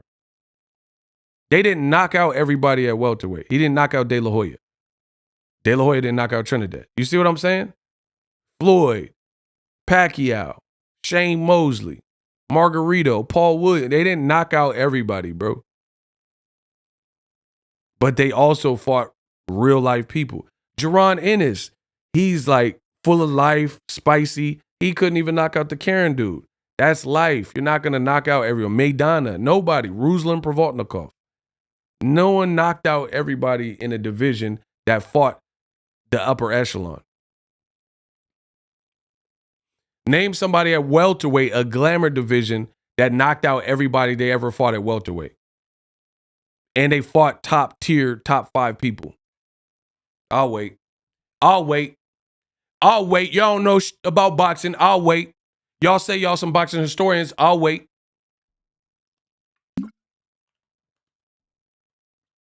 Roberto Duran, Sugar Ray Leonard. So Bud is just better than everybody that's ever existed.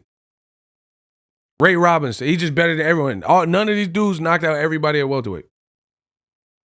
Julio Cesar Chavez, none of them. De La Hoya, none of them. So again, credit to Bud, he's skilled and he's creating knockouts.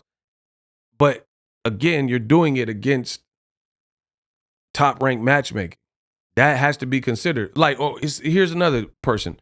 Top Rank had Edgar Berlanga, no? Edgar Berlanga was being billed as a knockout artist. 16 knockouts in a row. First round or something. Crazy. Then he started moving up barely. He ain't fought David Benavidez or somebody. Jaime Munguia even. He started fighting Damon Nicholson. Dropped him and didn't knock him out. He started fighting against the dude on the Wilder Fury undercard. Got dropped. And then Top Rank dropped him after he bit Angulo and all that. So where all the knockouts went? That's the Top Rank cycle. That's the Top Rank matchmaking. How did you knock out 16 people, but then you just fought Jason Quigley, who Demetrius Boo Boo Andrade knocked out in like 2 rounds. And then, even though that's not on Top Rank anymore, the point is he was billed on Top Rank as a knockout artist with 16-0, 16 knockouts. So how did the knockouts fall off a cliff?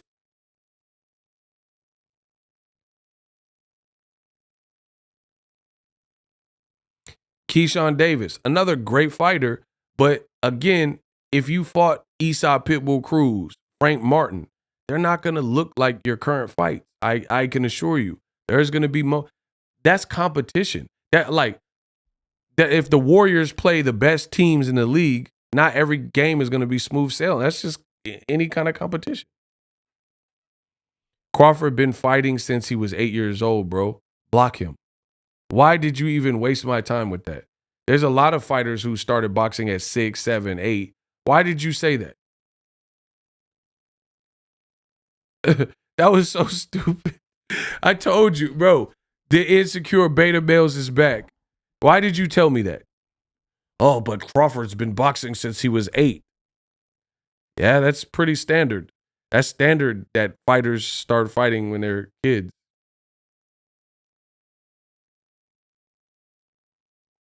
Bro, I feel like if Keyshawn or Shakur fought Edwin De Los Santos even, I don't think it looks like the Yoshino fight, whether they win or lose.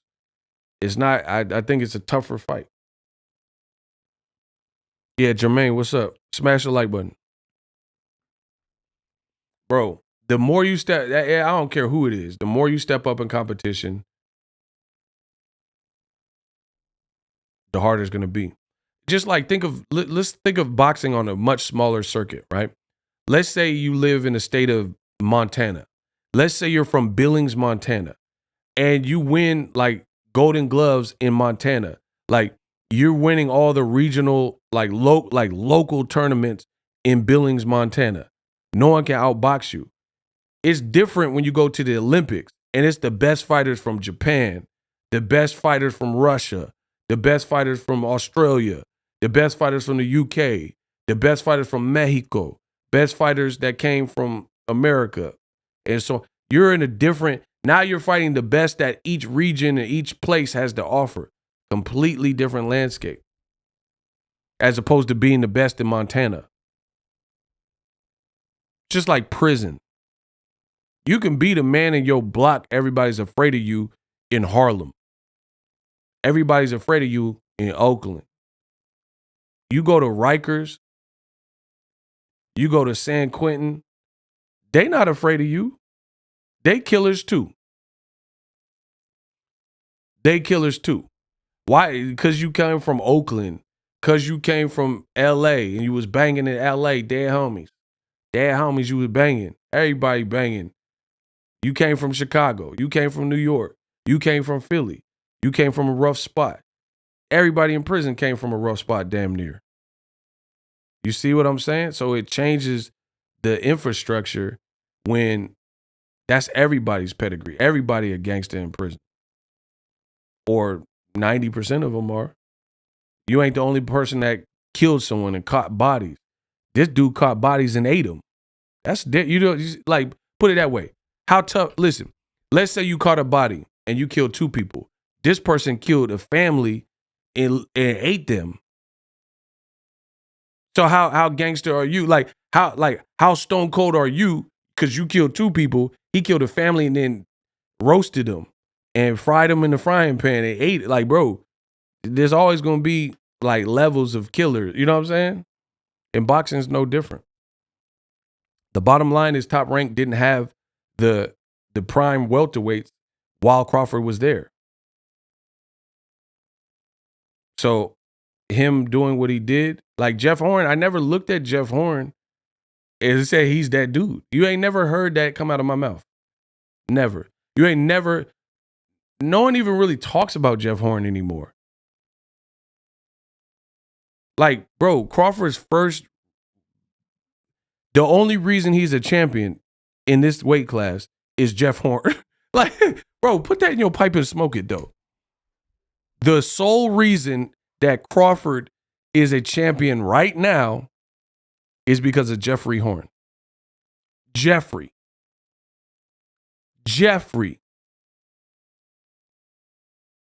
Like, just imagine that. That's who you beat to become a champion. Jeffrey. But Jeffrey Atkins, but Ja is my boo. Bro, you fought Jeffrey. Like, I ain't never heard nobody say nothing like Jeff Horn. I'm, man. Like, okay, bro. Okay, like here, just literally put your thinking caps on.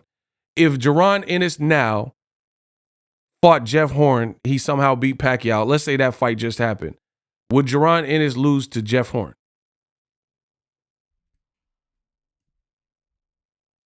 Honestly, like, bro, ask yourself, because y'all be like, oh, you hating the Bud Buddies and all that. Oh, you hating. Answer the question. If Jaron Ennis, the person you just seen fight last night, if he fought Jeff Horn in his prime after he beat Pacquiao, I guess that's his prime, would Jaron Ennis, Jaron just fought a man that I truly believe is better than Jeff Horn in terms of his last 2 opponents. I think Karen was more crafty than Jeff Horn. Jeff Horn was like one-dimensional as Uck. And I think Villa is a better fighter than Jeff Horn. So this man, like, Villa beat Rashidi Ellis, and he was coming off that. Jeff Horn didn't even beat Pacquiao to me. Boots would annihilate Jeff Horn. Stop. So it's hard for me to look at that and then look at Errol's ascension to the top of the division and say they're one and the same. I mean, how can you? He said the Karen dude had good footwork. Boots Villa reminded me a bit of Floyd Mayweather. I can see that. Yeah, Floyd moved up 5 weight classes, so that's why it didn't look out. It wouldn't even, the Mayweather fight probably wouldn't even be competitive if Floyd was naturally bigger than Mayweather. Man, I'm just telling you, like, the more I think about it, when's the last time Bud faced like adversity, like his eyes going away and completely shut? He had blood over his eye.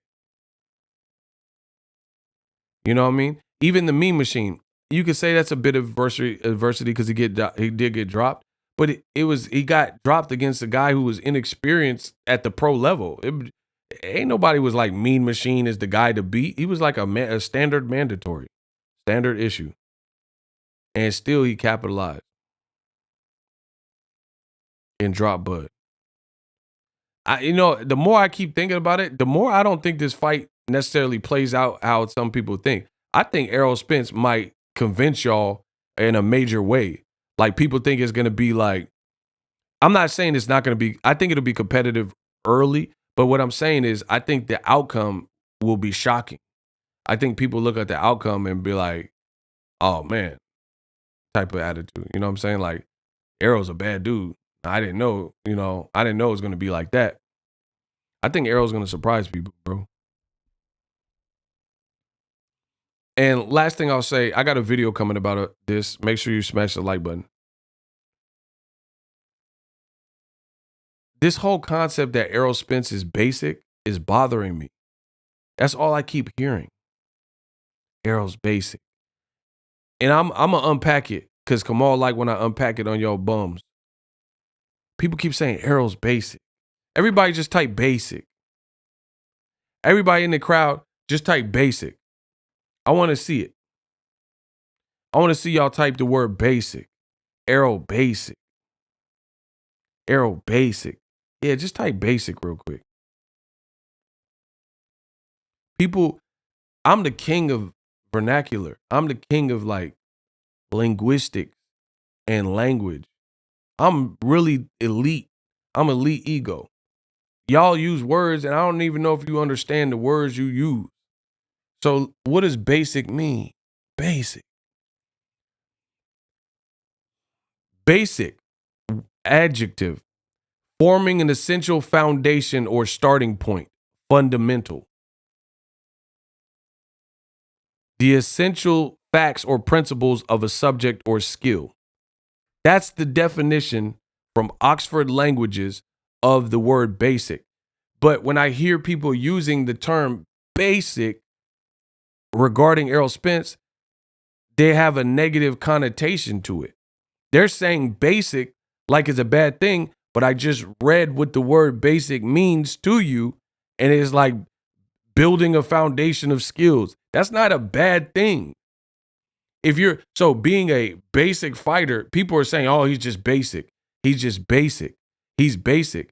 And again, that's why I really question people's knowledge of the sport, because they say basic with such a negative connotation.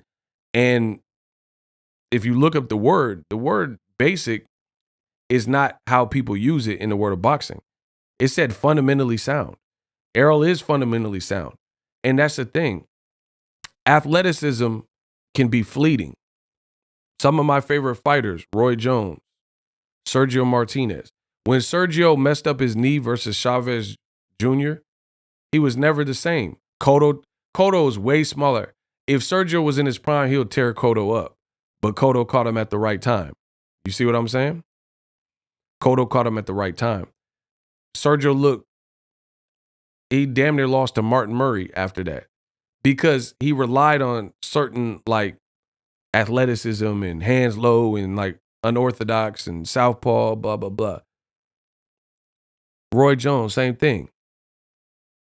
You could say Antonio Tarver was basic because he's an Olympian, basic boxing ability, tall, rangy, basic, jab, but he basically knocked Roy out. You see what I'm saying? So somewhere along the lines, we've turned the word basic against the fighter. Now, when I was like, if I were to say basic and use it in a derogatory term, it wouldn't be for like a Errol Spence. It'd be like when I'm thinking of like, if I'm gonna say like negative, like I think of like Ruslan Provodnikov. He's super one-dimensional, no special effects. But people, when they're talking about Errol Spence, they're making it sound like he's like that.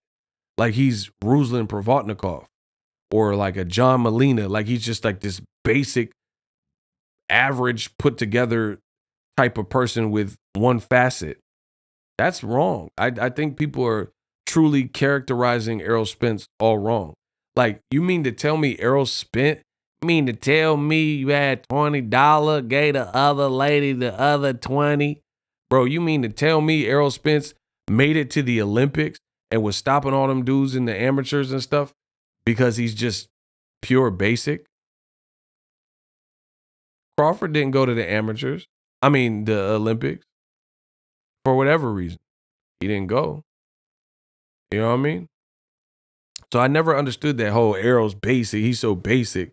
Like, people also misconstrue and mischaracterize Arrow because you're not seeing Jaron Ennis levels of Flash. But Flash is Flash, and it's cool to watch, but the Flash, like, here's an example.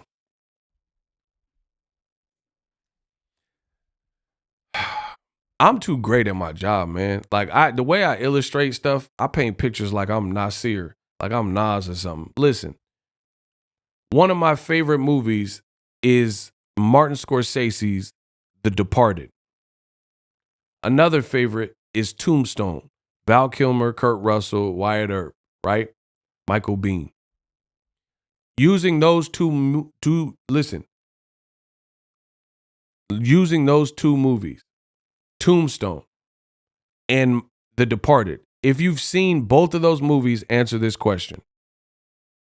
How much CGI was in either one of those movies? Give it a percentage. 100% of it was CGI, half of it, 50%.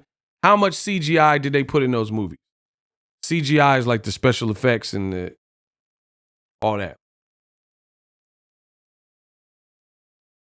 I told you I'm the master of this when talking boxing. Okay, shout out to Ricky Williams, shout out to Sura. None. There was like virtually no scenes that had CGI, but they're great films. How much CGI was in the movie Heat? Another classic with Robert De Niro and Al Pacino, Michael Mann, Val Kilmer's in that too. There's literally no CGI in it, but these are classic. The Godfather. How much CGI is in The Godfather 1 and 2? None.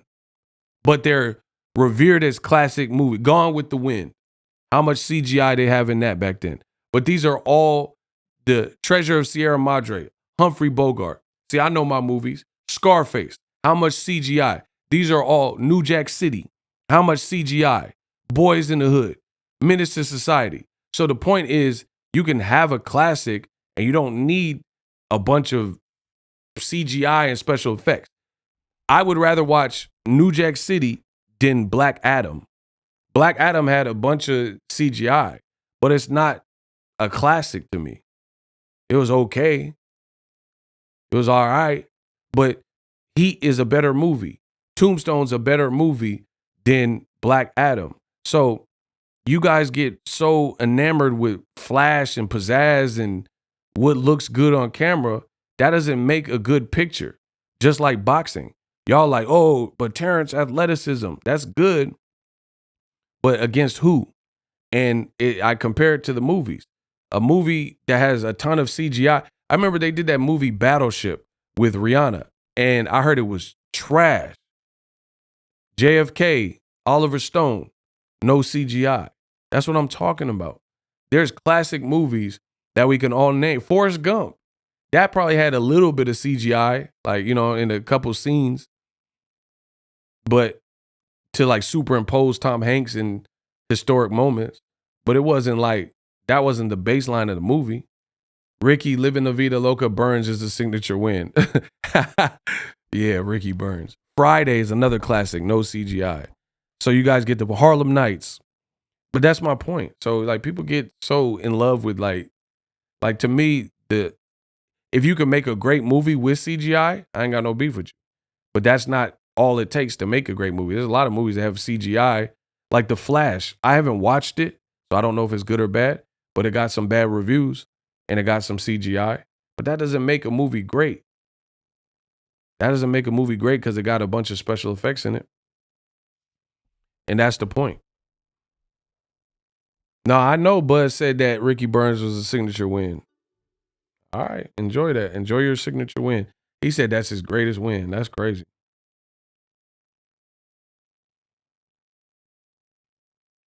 So yeah, that top ranked matchmaking with Bud's career is not impressive. Bro, that man said Ricky Burns is a prime win. Ricky Burns ducked Adrian Broner. So like Adrian Broner would have mopped up Ricky Burns at the time. Crawford said Mario Van Peebles and Perez Hilton were his signature wins. See, that's what I'm saying. Like, bro, like, look at the career of Crawford and how he was managed or mismanaged or whatever, and then look at the career of Errol Spence. Imagine if Errol Spence was like, Phil LaGreco is my signature win. Like, literally put yourself in those shoes. Imagine Errol Spence saying Chris Algieri was the best win in my career because he had fought Pacquiao and everybody wanted to see it. Bro, listen to what I'm saying. Imagine if Errol Spence was saying that Phil LaGreco and Chris Algieri were the signature great wins in his career. People would laugh. Bundu. People would laugh at Errol Spence. Like, those are cool wins, but like, signature? But I told you, there's a lot of people in this world, not just boxing, and they shine old trophies. You ever see a chick and she posting nothing but headshots and nothing but old pictures of her? Because she ain't got no hitters right now. If a chick posts nothing but Throwback Thursday pictures of herself, she probably let herself go. Because why, if you still was looking like Selma Hayek, she 56 years old. Selma Hayek, 56, she posting bikini pictures recently, like the other day, and she still look good. Because she don't have to just post pictures from Dusk Till Dawn and Desperado in the 90s. She posting pictures now, still looking good. If the girl posting pictures and she took them only in like 1987, we like, where the recent ones? She ain't hitting no more. You know what I'm saying? Crawford still bring up like old wins because he don't have no recent wins that I guess trump those old wins. You dig? Like, he'll still, like Crawford, he'll do an interview in 2023 talking about Ndongo. Ndongo's not that good, bro. Ngongo or whatever his name is, he got knocked out by Regis Prograis. He been knocked out a gang of times since. Like what? Like he didn't really go on to do nothing either. Okay, put it this way: like y'all better stop playing with me. Y'all gonna stop playing with me, man. Name somebody. If I'm lying, I'm flying. I'm about to body y'all so crazy.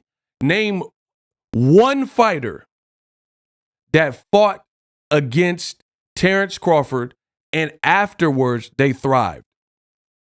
Meaning they got to the top of the division again. One fighter that shortly after losing to Crawford, they ascended and got back to the top. Name one fighter. Stop playing with me. Y'all say I don't know boxing. Y'all gonna have to prove it. Name one fighter. One person.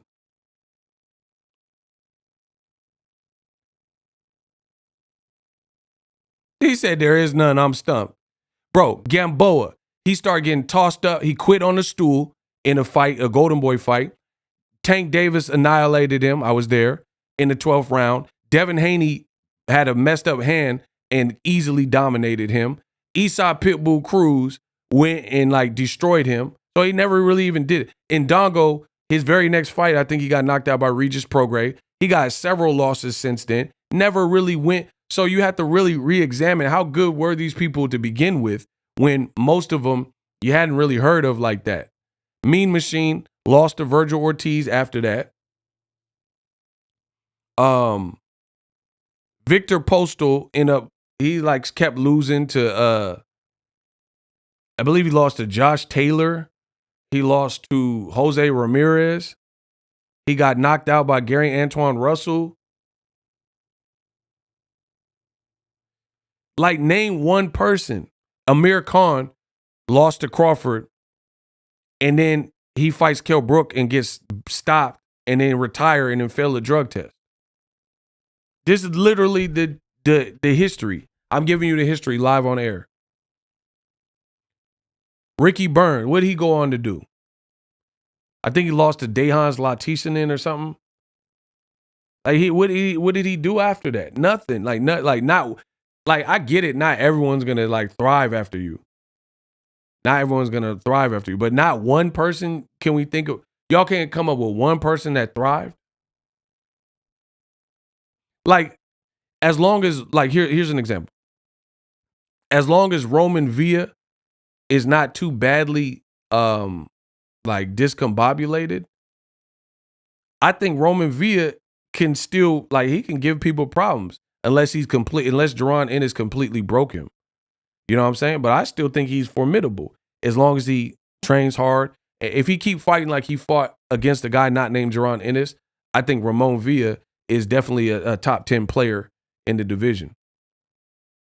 Like you put him in with someone that don't got the same intangibles as Boots, he might mess around and beat them. Name one Bud fighter in his whole career that actually did anything after. Like Errol Spence fought Danny Garcia, and then Danny Garcia moved to 54 and already beat Jose Benavidez and about to fight Lara.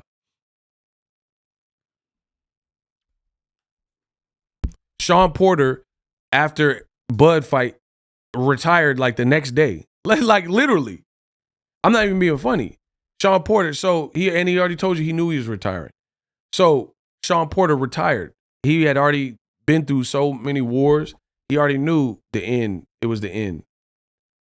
So it's hard to look at Bud's resume and be like, oh, this is stellar.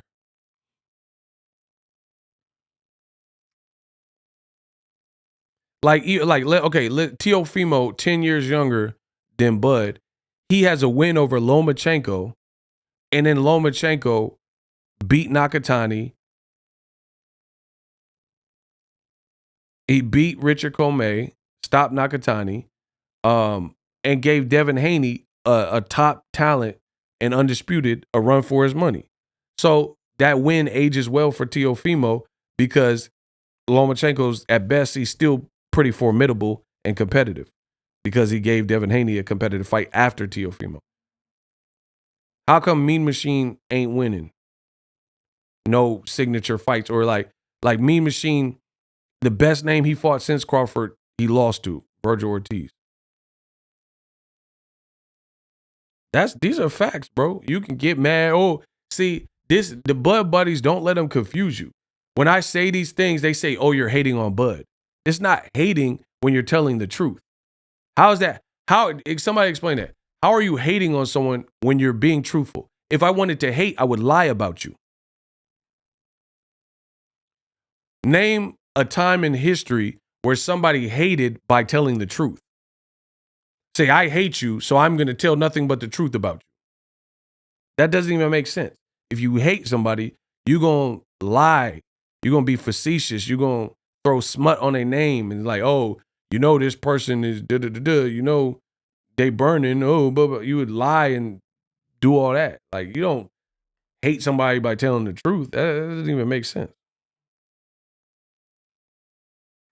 So it lets me know that everybody who go against me is inferior, because if you were superior to me or my equal, then you would be able to contend the points I'm making.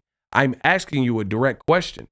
It's not like I'm asking you a question, I'm asking you a question, and we have to put a period at the end of the sentence instead of the ... because you can't answer it. Look, dude said Bud all the way. What does that have to... So answer the question. All right, you in the hot seat. Y'all want to play me? Okay. When lies run the world. Yeah, we're going to see how many lies you full of. Name one person that Bud fought that thrived.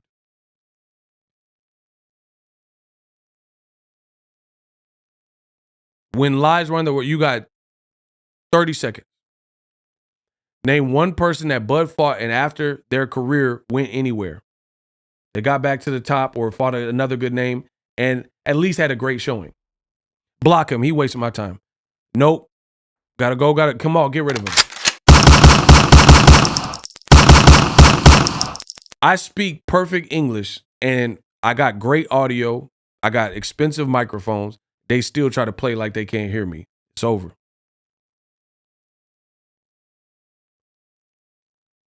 Name a person that fought Crawford. I challenge any man in this room, any woman, any of you mortals. Name one person that Terrence Crawford fought that fought a top person after Crawford and thrived, or at least did very well.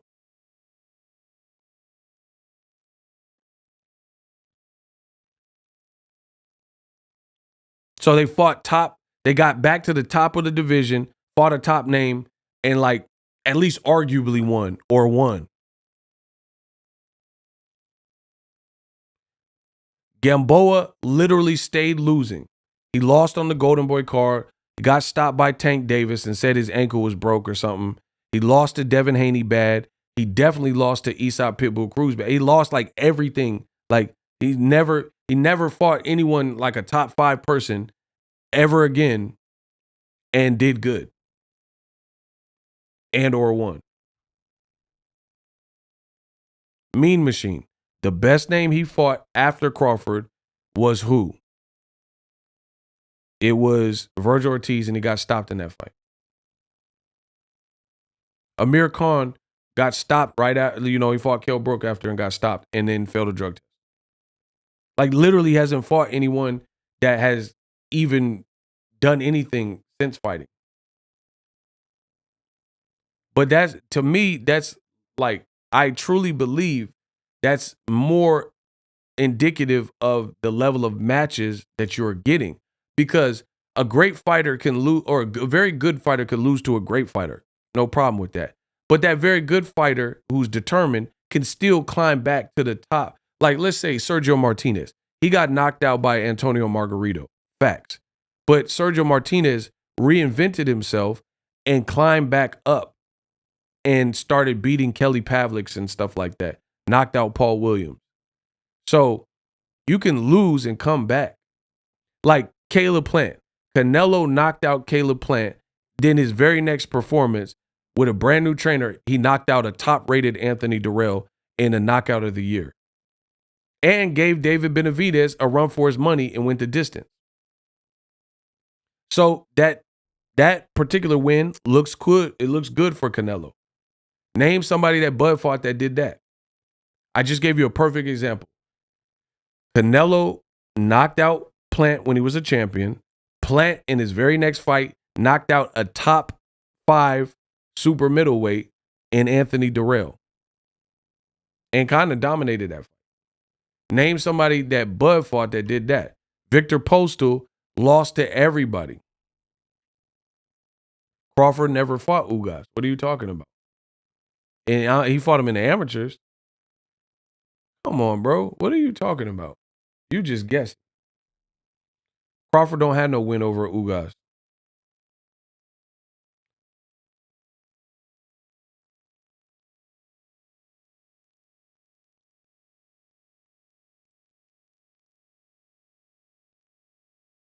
Hey, Kamal, don't delete the comments, though. We don't need to delete the comments.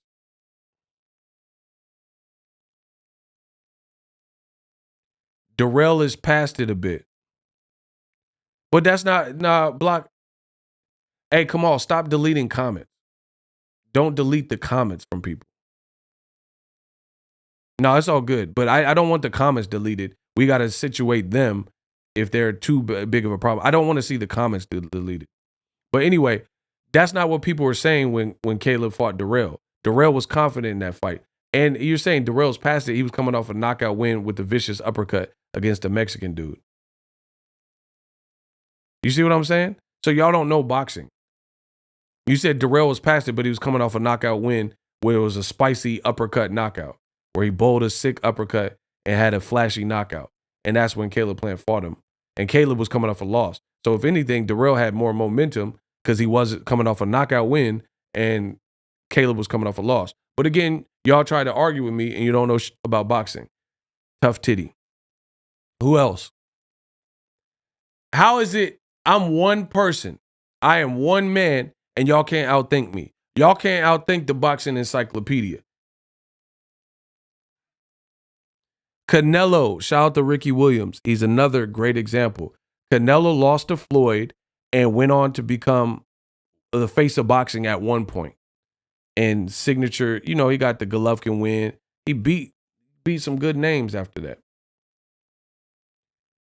Bud don't got one person like, but Floyd did that a lot though. Where Floyd beat Cotto, and then Cotto later beats Sergio Martinez after Floyd had already beat him.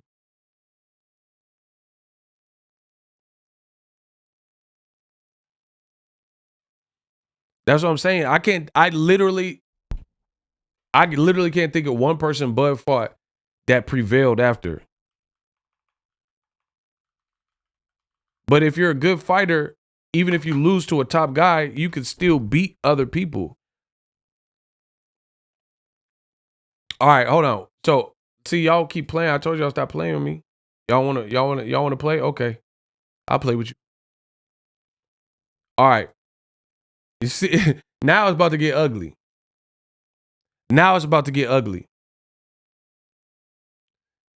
Okay, Bradis Prescott. Bro, listen, we gonna play the game. Y'all say I'm lying? I don't know boxing? Okay. Okay.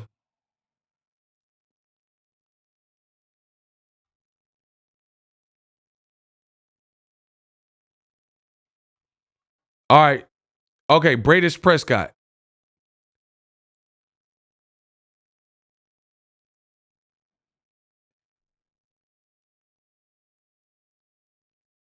Bradis Prescott.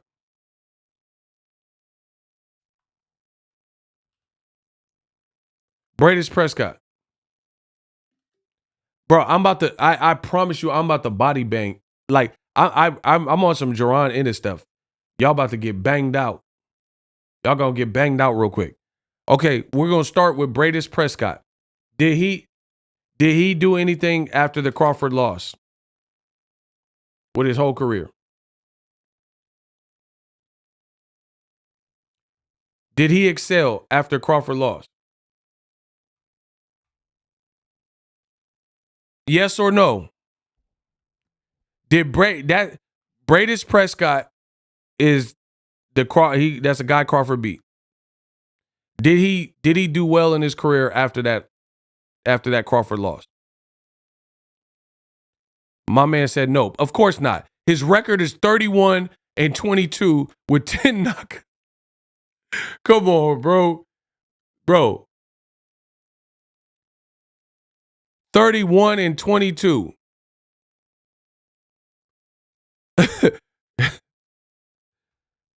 Bro, come on, bro. 31-22.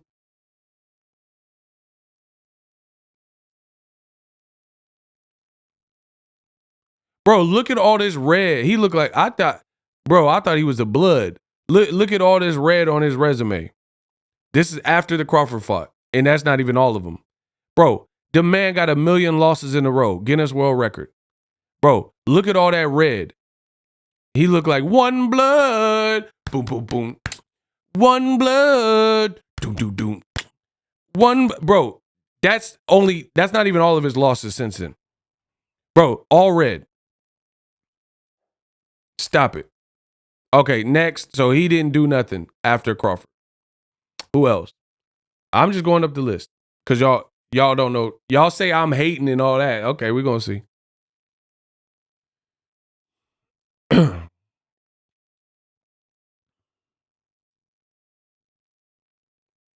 I was saying Ugas after he lost to Porter came back and defeated Pac-Man. Oh, well, that makes sense. But you gotta say that though. You just said Ugas, so you just said his name, so I had no idea what you were talking about.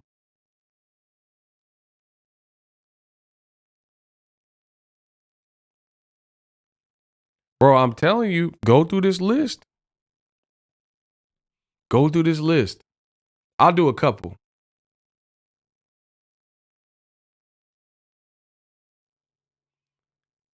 I know these inferior beings can't beat me. They want me to be wrong.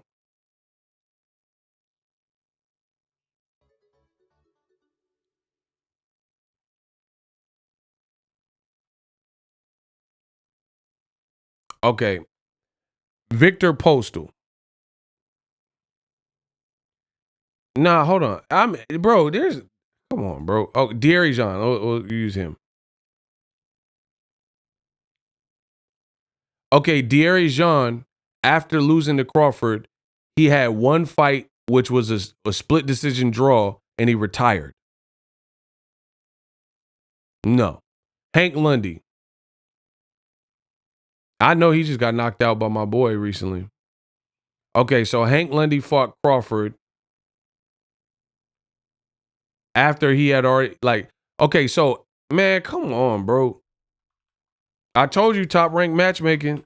Look, y'all keep playing with me and y'all can't really win this game. This is who Hank Lundy was at the point in which Crawford fought him. Top rank matchmaking. Look, he was off 2 losses in a row, and he fought one guy and got a TKO win, Carlos Winston Velasquez, who I don't even know who that is, and then he fought Crawford. Come on. Come on, bro. Look at that. So, again, his 30th and 31st fight were back-to-back losses. He got one win, and then he fought Crawford and lost again. That's a signature win? Beating a guy who, and that's not all of his losses before that. He lost to Ray Beltran and Victor Postal back-to-back, and John Molina, he got knocked out. You see what I'm saying? Bro, so, at the time, Hank Lundy, at the time he fought Crawford, he had 1, 2, 3, 4, 5. Bro, I sound like a Snoop song. 1, 2, 3 into the 4. Bro, he had 5 losses by the time he had fought Crawford, and he had lost 2 of 3 of his last fights. I mean, this, if you want to say this is a great resume, whatever. Thomas Delorme. Did he, let's look, I'm going to look at him. Okay, so he lost to Crawford, then he beat 2 unknown names, and then he immediately lost to your Dennis Ugas. Then he had a draw with Jesse Vargas, then he lost to Jamal James, Amantis Stanionis, and he got knocked out by Jaron Ennis. Bro, oh my God, bro. The more you look at it, the worse it gets. I'm going to show y'all this one. This is Thomas Delorme's career.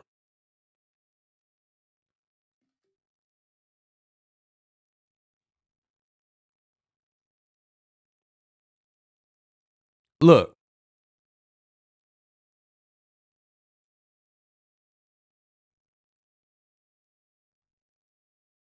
Oh, hold on. I show y'all the wrong one. Hold on. My bad.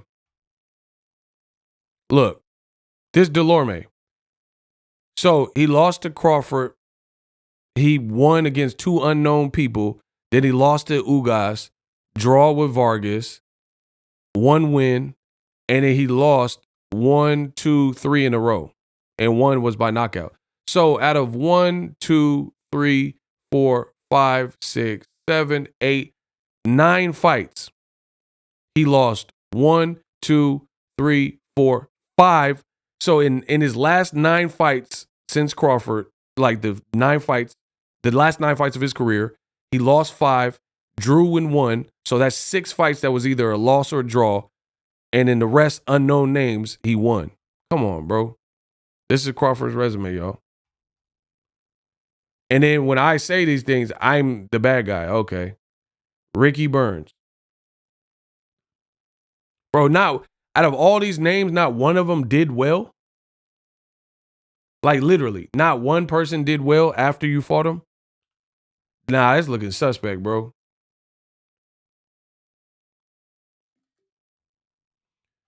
Ricky Burns, I was trying to tell y'all, Buzz sold his belt. All right, see, this is too easy for me. Okay, so top rank matchmaking. When Crawford fought Ricky Burns for the title, he was coming immediately off a draw to Ray Beltran. And I remember that fight. Ray Beltran won the fight, and Ray Beltran broke Ricky Burns' jaw. So that was Crawford's first title fight. And he lost to Crawford. Then he lost to Dejans Latitian, and a guy that Mikey Garcia knocked out easy.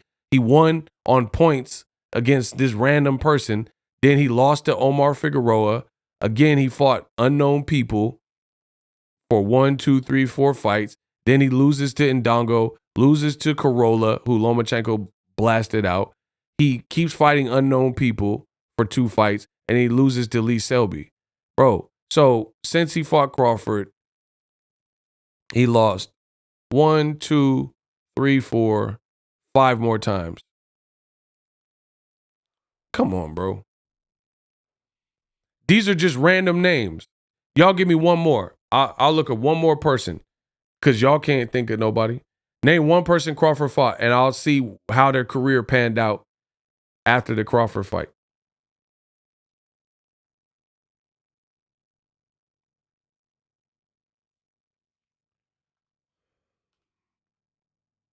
All right, John Molina, because y'all taking too long. All right, Crawford fought John Molina. I'm telling you, bro, the top ranked matchmaking, this is how they do.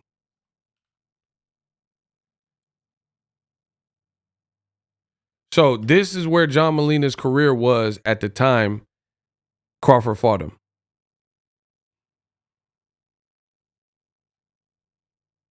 So when Crawford fought John Molina, he had lost to Andre Klimov. He had a win over Mickey Bay and Jorge Pimentel. Then he lost 3 in a row to Matisse, Humberto Soto, and then he lost to Broner on PBC, the first PBC show. Then he beat a random guy, Jorge Ramiro, beat Ruslan Provodnikov, and then he lost to Crawford. So Broner had already beaten him. So basically, John Molina was off of an unknown win, beating Ruslan Provodnikov. So that's a cool name. But before that, he had lost 3 in a row.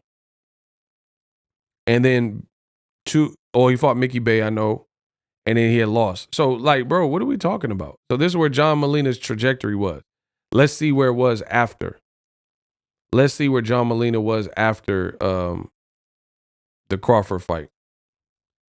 Okay, so he lost to Crawford. He had 1 win with Ivan Redcash. Then he lost to Omar Figueroa and got stopped by Jose Cito Lopez and then retired. I mean, come on, bro. How come I can't find one person that fought top names after and did good? I can't find one person, like, honestly.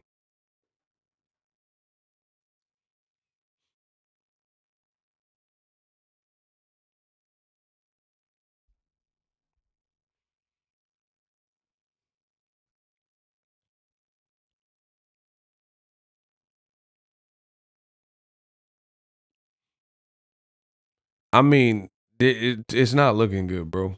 So, like I said, the more I think about it, the more I gotta lean towards Errol Spence. Period. Because it's like that matchmaking. It like Crawford looks invincible with that style of matchmaking, but this will be his biggest test. So we'll see. We'll see. Like I really firmly believe. Like, okay, if Jaron Boots Ennis fought John Molina Jr. and John Molina Jr.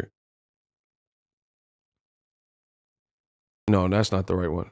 And so if Jaron Boots Ennis fought John Molina Jr. and he had 4 losses right here when he fought him, do you think he would have John Molina Jr. would have beat Jaron Ennis with the same pedigree that he entered the Bud fight with? It's hard for me to see that, bro. It's hard for me to see that. So to me, it looks like that top ranked matchmaking because people were coming off bad performances, broken jaws, draws, losses, should have been losses when they fought Bud. They've been stopped before, lost before. Like Ugas was literally coming off the best win of his career with Pacquiao. And he was on a roll before that, and I thought he beat Sean Porter. So he's like literally strong. Mikey Garcia when Errol Spence fought him. Mikey had just recently beaten Broner. He had beaten Sergey Lipinets, who's a top-rated guy. And he had beaten Robert Easter. You see what I'm saying? Like, Mikey was undefeated. So I think all these guys enter with more momentum.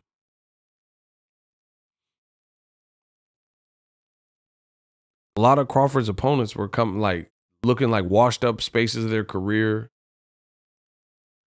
Ugas had Manny being spoon fed. Oh wow, I'm done. I'm out. I hope y'all appreciate the stream. I'll be back with some more heat. It's looking bad, bro.